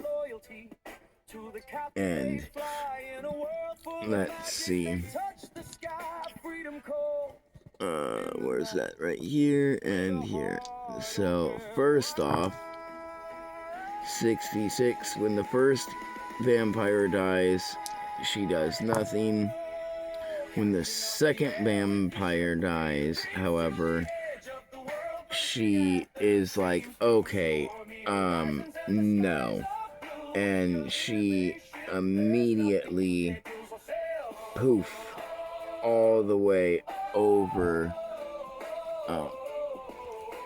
She poofs like using a teleportation all the ring that she has all the way over to like right here where the vampire died. And then she notices the skeletons that are dead, and okay, so that's a 60, so she don't get get the feeling from that because she noticed it. But let's see if, okay, so 69, so it doesn't enrage her either. Instead, she just looks, laughs, and says, huh, well, I guess I must use my true potential now, mustn't I? Are you prepared to die within this dungeon? For all who come to seek the power of my shard perish. And as she says that, she's going to spend all of her combat points. The silver are skeletons, the green are zombies. As she summons 11 skeletons and 16 zombies, spending 4 out of 5 of her combat points to summon them, and then the 5th one to command them to attack. And as that happens, it's now our turn again, because we did most of that in between our turn because we were smart and saved combat points. And now as we need to check out what her save is real quick, because it might be pretty high, and if it is, we might do something. Alright, we need to see if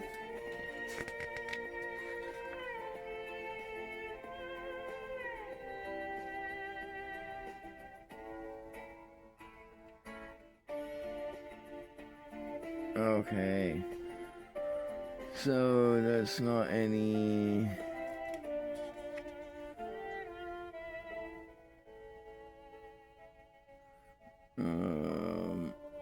You know what? Oh, wait.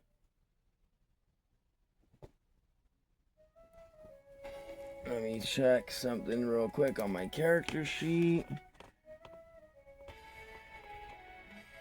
Oh, I was wrong. So I always get dodge and deflection mixed up, even though I wrote the damn game.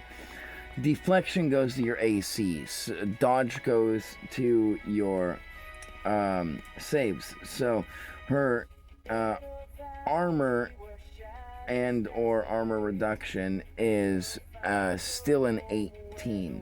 It's actually her saves that go up by 10 because they all go to her dodge, and then she gets the bonus of her highest mod, which is a 6. So they all go up by 16. I need to know, so 16, so 16, 17, 18, 19, 20, 21. Alright, so that means her fortitude is 21, her reflex is 22, and her will is 23. Alright. And that also increases her damage threshold to 65. Which is funny because we do 64, so we have to actually roll to hit her. Alright. So, and then, but that's if she fails this, because we are going to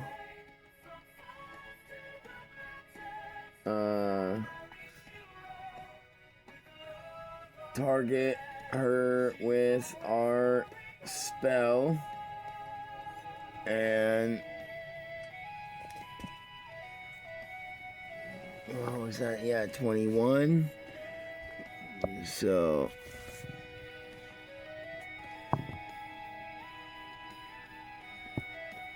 plus a 7. So she fails.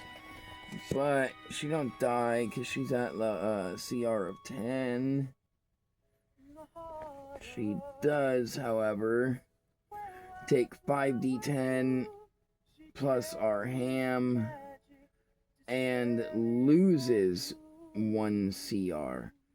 So she takes 64 and then plus our ham again, so another 24, so 6, 7, 8, so 88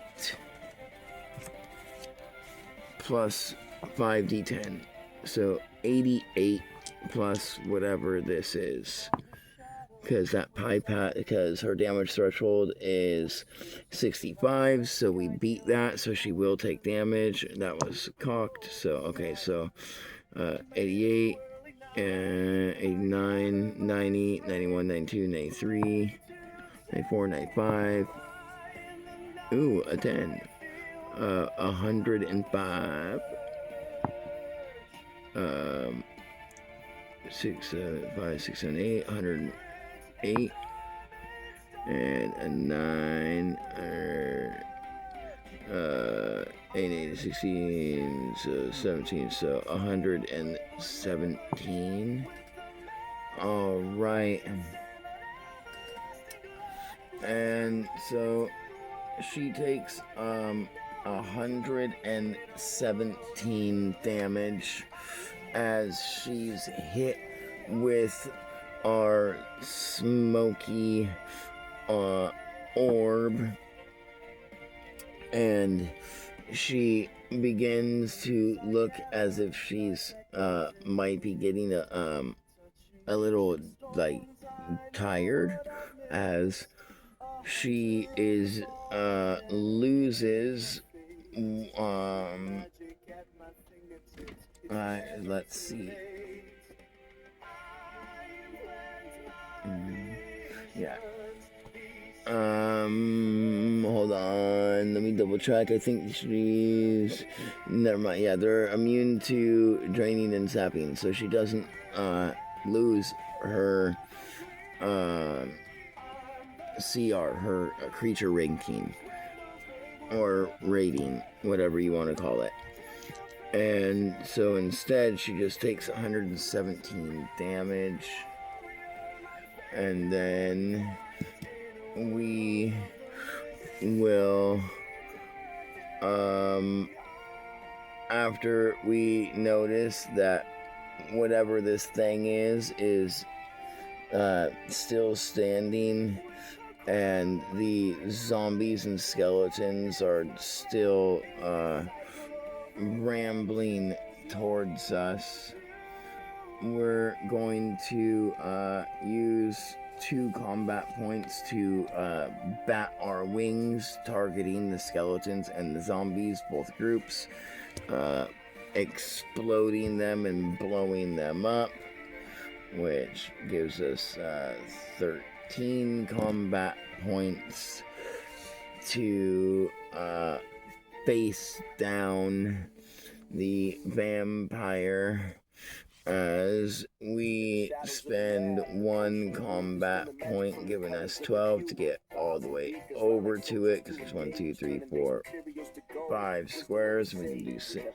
Okay, so as we get to 12, and we walk over, and we immediately use our we'll spend a combat point to claw, and then a combat point to bite, and we now have multi-attack, so we make 2 attacks with each attack. And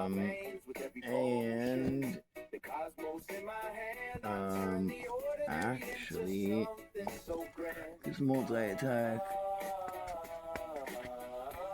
let's see, multi-attack is at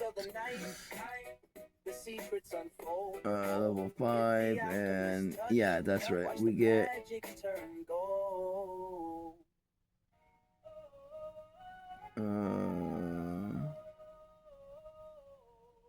that's right, 3 attacks at 10th level. We're not quite 10th level yet, so we get 2 attacks for we'll got 4 attacks for 2 combat points.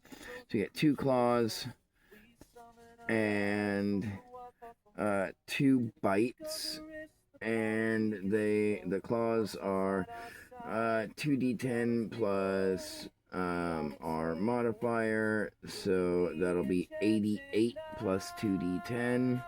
Well, actually, it'll be 80 and 80 is 160. It'll be 196 plus 4d20, and then the bite will be another 196 plus, or not d20, sorry, d10. I said d20 because of the 2, and then plus 5d10. So that, let's see, that's 200, and then 90 and 90 would be 180. So it'd be 380 plus, so 396.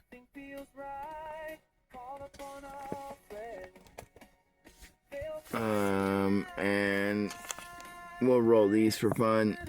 She's already dead. Where's my d10? Right there. So we'll roll 7. So 96, 97, 98, 99. 1, 2, 3. So 403, 413, 414, 419, 426, 29, and then so 36, and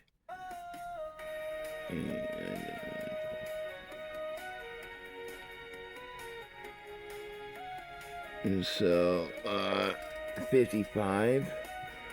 So 455 damage as we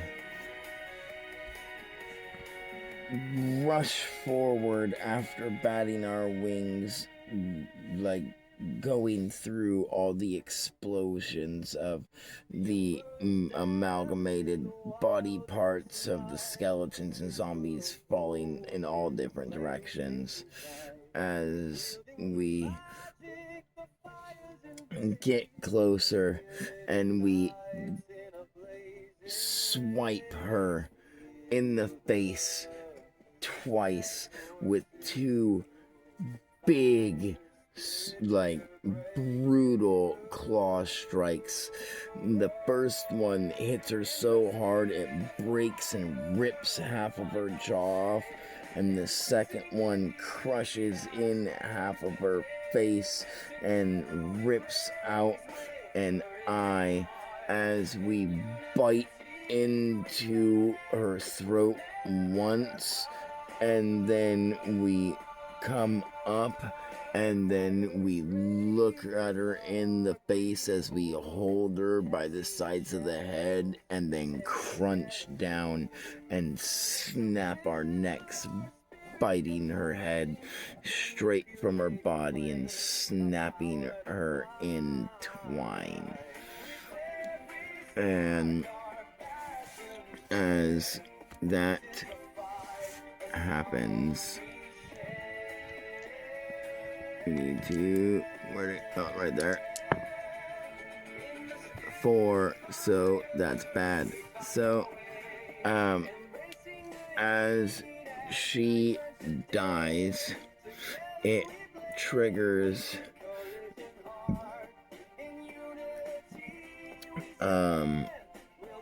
the room to begin to collapse, and it will completely collapse in 4 dungeon turns. And so what we'll do is we are going to let's see, high, low, good or bad, 45. So we'll take some damage. So we're gonna wrap ourselves with our spider webs like all around our body. Or actually no, because we don't need to. Because let's see, as it collapses, it would deal 11, but our damage threshold is 170. So as the room begins to shake and collapse and fall apart, which would normally be the negative, and we have such a high damage threshold compared to it though that, oh, let's see, yeah, 83, so it's not gonna automatically kill us. And then we, let's see if that is a Okay, that is a 9, so 98. Okay, so as the room begins to fall and collapse, it only collapses in the areas that are around the coffins and the area that is along the door. The center of the room and the ceiling on the center doesn't shake or move or anything. And we see through the spider webs that... Oh, wrong ones. We need this one and this one. So a 2. We notice that and a 3. So we notice that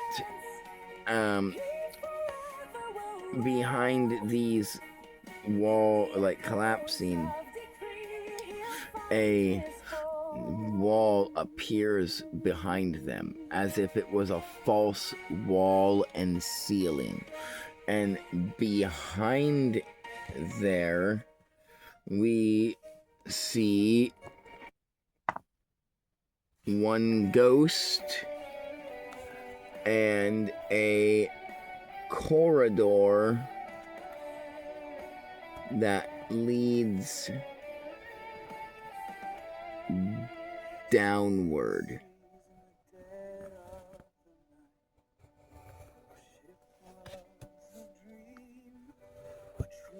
All right. And oh, there we go, right here. And we just will, let's see, 1, 2, 3, 4, 5, 6. So that's 1 dungeon turn. Plus the dungeon turn. We'll say it took us 2 dungeon turns to battle. And then, so that'll be 3 dungeon turns, which will give us another 4, which is another vampire.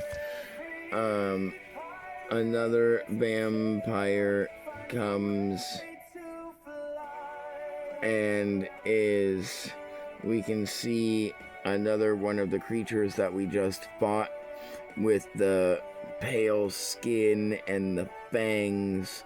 Can't quite tell what they look like or if they're male or female because we can only like kind of see like part of their shoulder and like the upper like maybe part of their face, and we like see a glimpse of a fang because they're around the corner talking to the ghost, but we do see the fang, so we know, or at least we think that it's the same type of creature that we just fought. And as that happens, we let's see. 1, 2, 3. Okay, so 1, 2, 3, 4, 5, 6. Alright, so we'll get right here, and that is dungeon turn 4. 1, 2, 1, 2, 3, 4. And then out of hour 3, and then as we come into this area, we're going to see something real quick. 44. This ghost and vampire just witnessed us rip apart everything in this room. We destroyed 16 zombies, 11 skeletons, plus the initial 4 zombies and skeletons to make a total of 21 zombies and 15 skeletons, plus we killed 2 vampire spawns and a regular vampire. And this guy is also just a vampire spawn who is now, as of right now, a regular vampire because he just got set free from his bonds because we killed the master.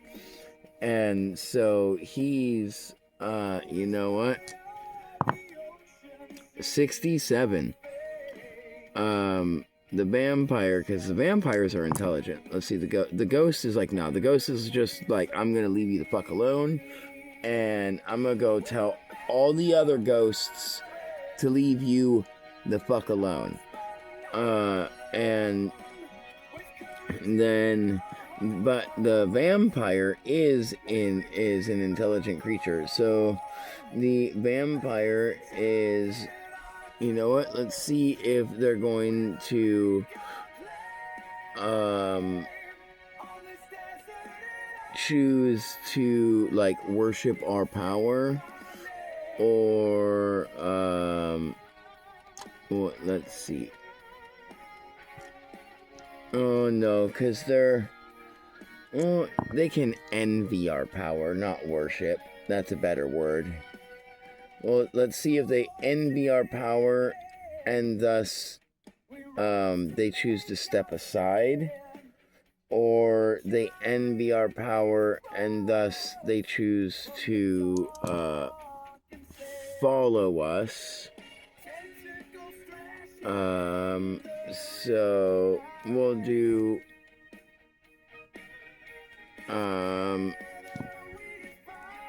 high, low, good, or bad.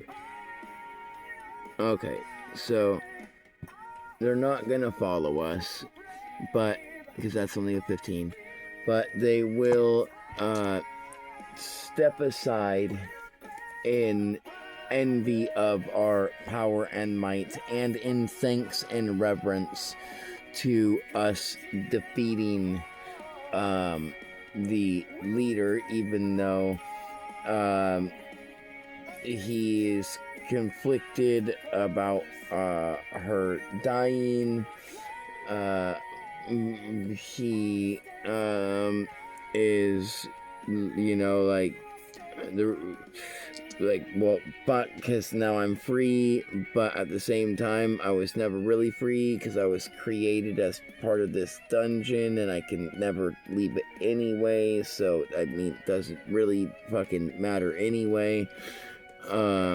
And so let's see if he decides to tell us where or what she was talking about is. And no, he's not. So as he just steps aside, and you know, let's see if we can convince him to maybe put out a telepathic message or something to see if anything will, like other vampires will leave us alone. So he looks at us and he goes, well, I don't have a telepathic ability. And so I can't tell my kind to, you know, leave you alone. However, I can give you information on what we are. We are vampires. There might be more within the dungeon. I don't know. We're all kind of posted where we were created and do what the dungeon magically functions us to do. and we have very, very little free will. And so, with that, I will take my leave, and we'll just say, oh, all right, and we'll try one more time and be like, are you sure you can't tell us what she meant? And this will be our last try trying to like prod at him. And 58, nice. Okay, so he looks at us and says, all right, well, you know,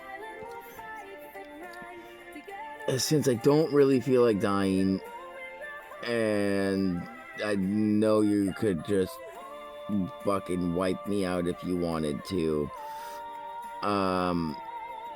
She's talking about the next room. It is where it lies. And we're like, what do you mean by that? And the vampire says, the throne, sit upon it, grab the crystal ball, and see if you are worthy. For only those who can contain a spark, contain their will, control the madness, will break forth from thine walls. As he begins to laugh, and then poof, mist begins to surround him as he turns into a bat and flies into the wall, where a painting of him appears. And then we will say, well, all right, I guess we venture forth into, I'm guessing, the throne room. And so 1, 2, 3, 4, 5, 6. All right. And 1, 2, 3, 4. All right. And 1, 2, 3, 4, 5. And one more dungeon turn will beat us at 3 hours. 1, 2, 3, 4, 5, 6. And 1, 2, 3, 4, 5. Yep, bam. We're at 3 hours in the dungeon. And as we get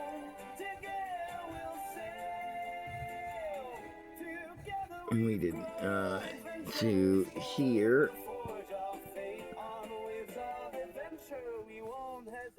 and as we come to here, we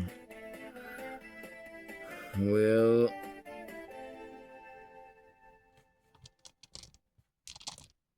where'd it go?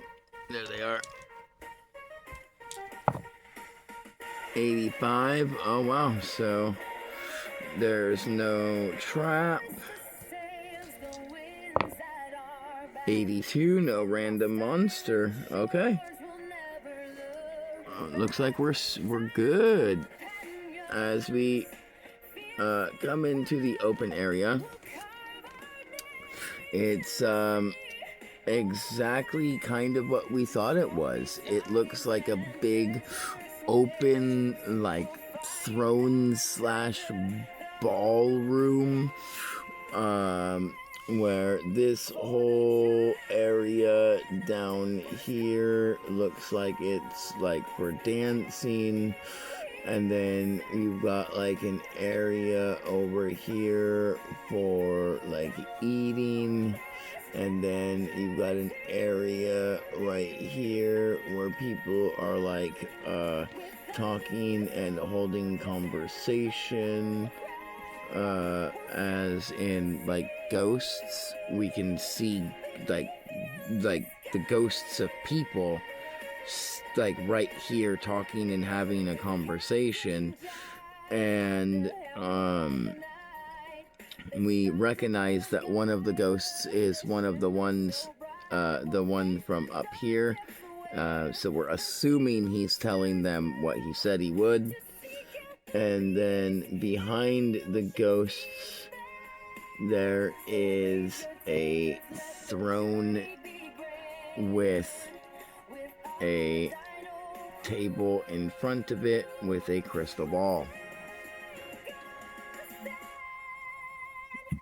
Right here, a throne with a table in front of it, crystal ball. The ghosts are talking right there. And then food area, dancing area. And as we look around and we notice this, we are like, well, we know what we've got to do. So 1, 2, 3, 4, 5, and 6. As we get to here, we'll get into the area with the ghosts, and we're going to see if so he has yet to complete telling them what he said, but let's see if they're gonna be negative or not. It's a 28. So the other ghosts are going to try and attack us, but he is gonna keep his promise. And well, let's see, there's there's only one other ghost, so he's talking to one other ghost. And the other ghost isn't convinced and is gonna try to possess us. It rolled a fucking 1, plus it's 1. It's got a 2. Compared to our will of 35. I'm pretty sure our will's 35. I know our our will's 34, our reflex is 35.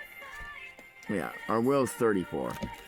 So, its 2 does nothing.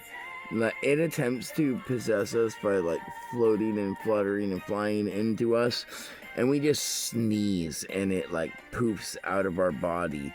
And then we look at him and we are like, you're lucky my physical attacks can't harm you, or I'd snap your ghostly fucking neck.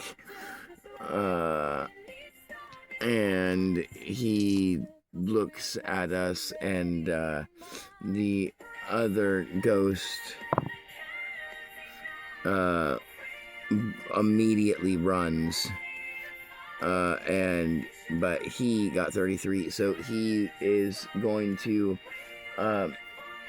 just sit there and continue to like pester us and try to like claw at us, and it does nothing to our scales. He just like keeps like phasing through our body as we're like, whatever, you're just being a fucking nuisance.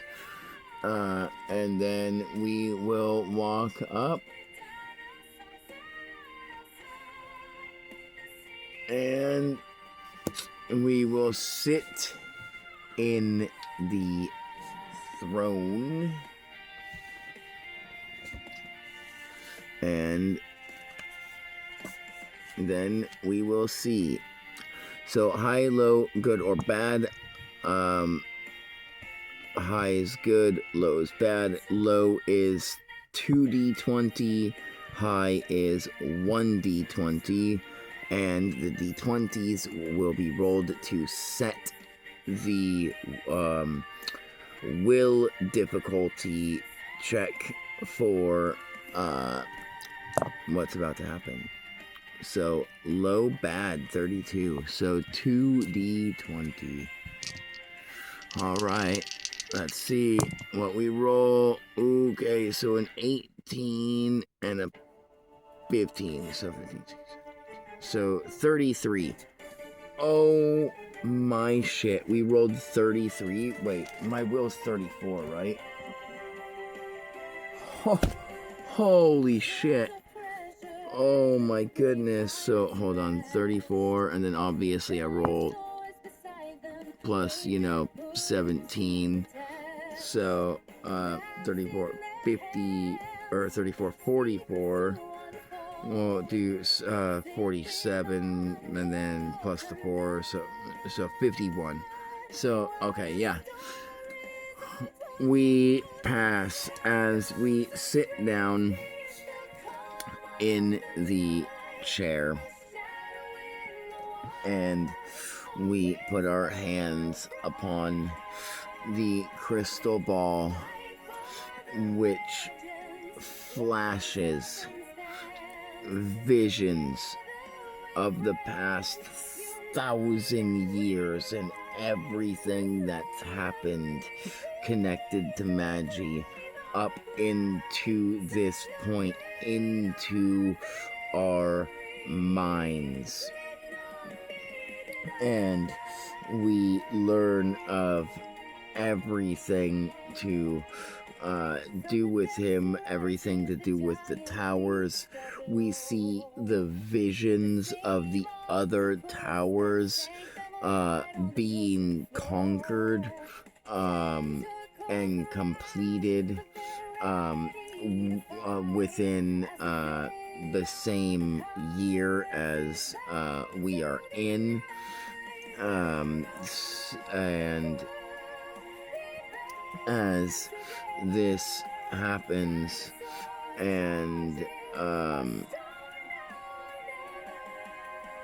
we begin to get overfilled with a deep black and green light that overfills and almost consumes us as the sliver of Magi's power from the tower is implanted and fused within our soul, our essence, our body, our being, as we gain a divine trained feature that is in one of my newest books, Musical Lore and More. Got it marked for if we succeeded. If we failed, we would have outright died. So I'm so glad we didn't die. And we now get the otherworldly trained feature, Lich Lord Apprentice. And it will be unlocked to the level that we are, in which we will have gained 3 levels throughout the dungeon. So we will now be level 10. And so we will be able to use up to 10 levels of it. It goes up to 20. It grows with you. And so and liches are not in my game, a lich is nothing like a lich in other games. Yes, you are a living dead creature, but you're not like a skeleton or anything like that. The only reason you're considered a living dead creature is because you create a soul anchor and you place a piece of your soul within that anchor, thus fracturing a fragment of your soul off of itself, thus making you not fully living. And so, and if your soul, and as long as your soul anchor is alive or not destroyed, then you can never die. Like a basic, lich and other games and stuff like that. And so as that happens, and we also get as we are getting visions of all the towers crumbling, as the tower begins to crumble around us as well, including a vision of another tower that was on this continent that we're on, that's on the other side of the mountains, that we have not been on that side of the mountains, so we have no clue what's over there. This is the farthest we've been in.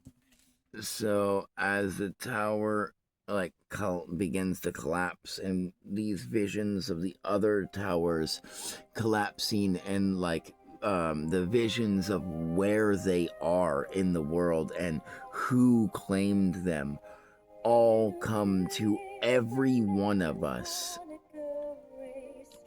The voice of Magi appears within the world once more, for the first time in 1,001 years. And it only echoes through the heads and minds of those who claimed the towers. Those 18 of us. And the voice says the following: my power, fragmented, split in twine, now thine. Will you have the willful truth to be yourself and not fight thine selves? Can you overcome what's now begun? As the voice disappears, and as that happens, we're all transported and teleported out of the towers, and those who had already claimed theirs, nothing happens to them other than the visions and the voice and all that. But those of us that just claimed the towers, we are teleported out of them and out to the where the door entrance of the dungeon would have been, as it collapses into dust and rubble. And as this occurs, it only took us 3 hours in the dungeon, which is awesome. Because that means it didn't even take us that long at all. And so we completed that, and we will fly. We are now out of the dungeon because it no longer this dungeon no longer exists. There we go. And we're now back in the village. And then we will spend a week to go over here to the little area where our elf friends are. 1, 2, 3, 4. So that's a week. That marks a whole month. So now we are on month 7. And as we get there, we will we'll say we spend a week hanging out, talking, resting, telling them everything that went on in the dungeon, and now as we after the week we are going to decide to head back to the guild, which wrong way. Mountains.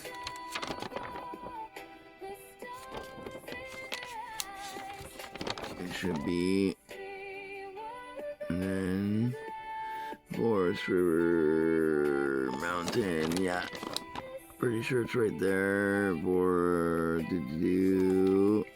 Oh wait, no, that's Power City. So yeah, right there. These are the mountains that we are going to be coming over. And that's right, this is the the plains path, and then the mountains, and then the forest. That's right. Okay. So it will take us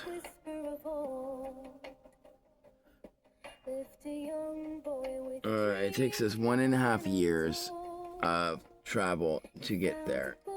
So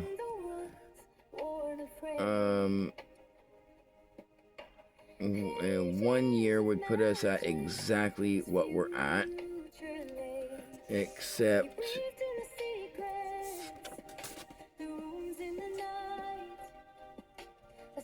we would be at year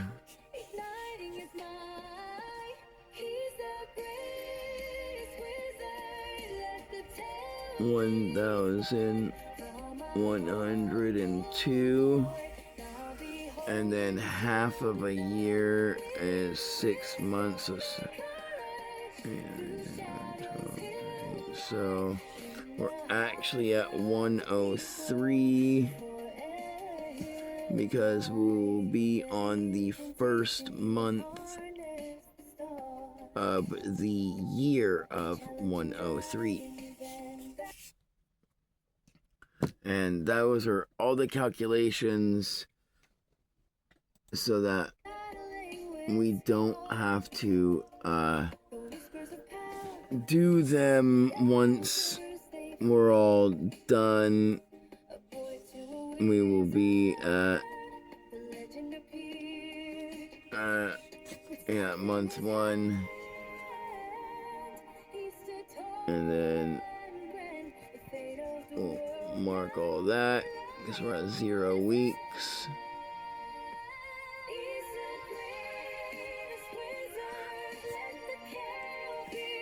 Alright, so we are going to, we're just gonna roll to see if anything, so 6 we should roll to see if anything interesting happens from a month-to-month basis.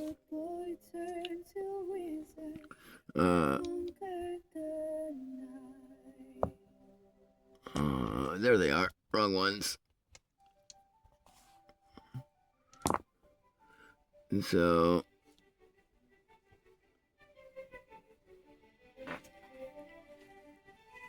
that is where shadows entwine, a young boy with dreams, his fate was let's see. He stumbled on doors carved in ancient oak, a butcher shop gleaming where magic awoke. Whispers in the night, secrets untold. He learned to wield knives. All right, gotta go to, and let's see. So I'm waiting for this to load. Come on. Cutting through skin of creatures arcane. With every swift chop, he felt their pain. He mastered the craft through blood and the strife. In the realm of the butchers, he forged a new life.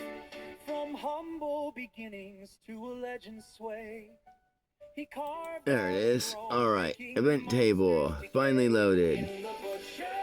All right, 2. All right. That's actually perfect. An assassination attempt. So somewhere in the world, one of the other 17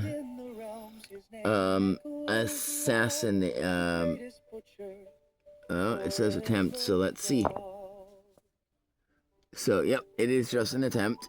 One of the other ones of the 17 attempts to assassinate another one of the 17 in hopes that if killing them, they might be able to absorb another fraction of the power.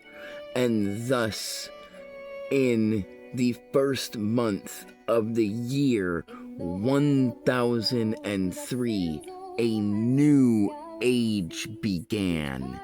The age of the heroic wars. And with that, we will end tonight's session. Thank you all. Like, subscribe, share. Join us next time as we begin our adventure. We're gonna do our month-to-month traveling to the guild and continue to see what happens throughout the world as this new era of heroic wars begins. Thank you all again, and I'll see you next time. Robert Raven out.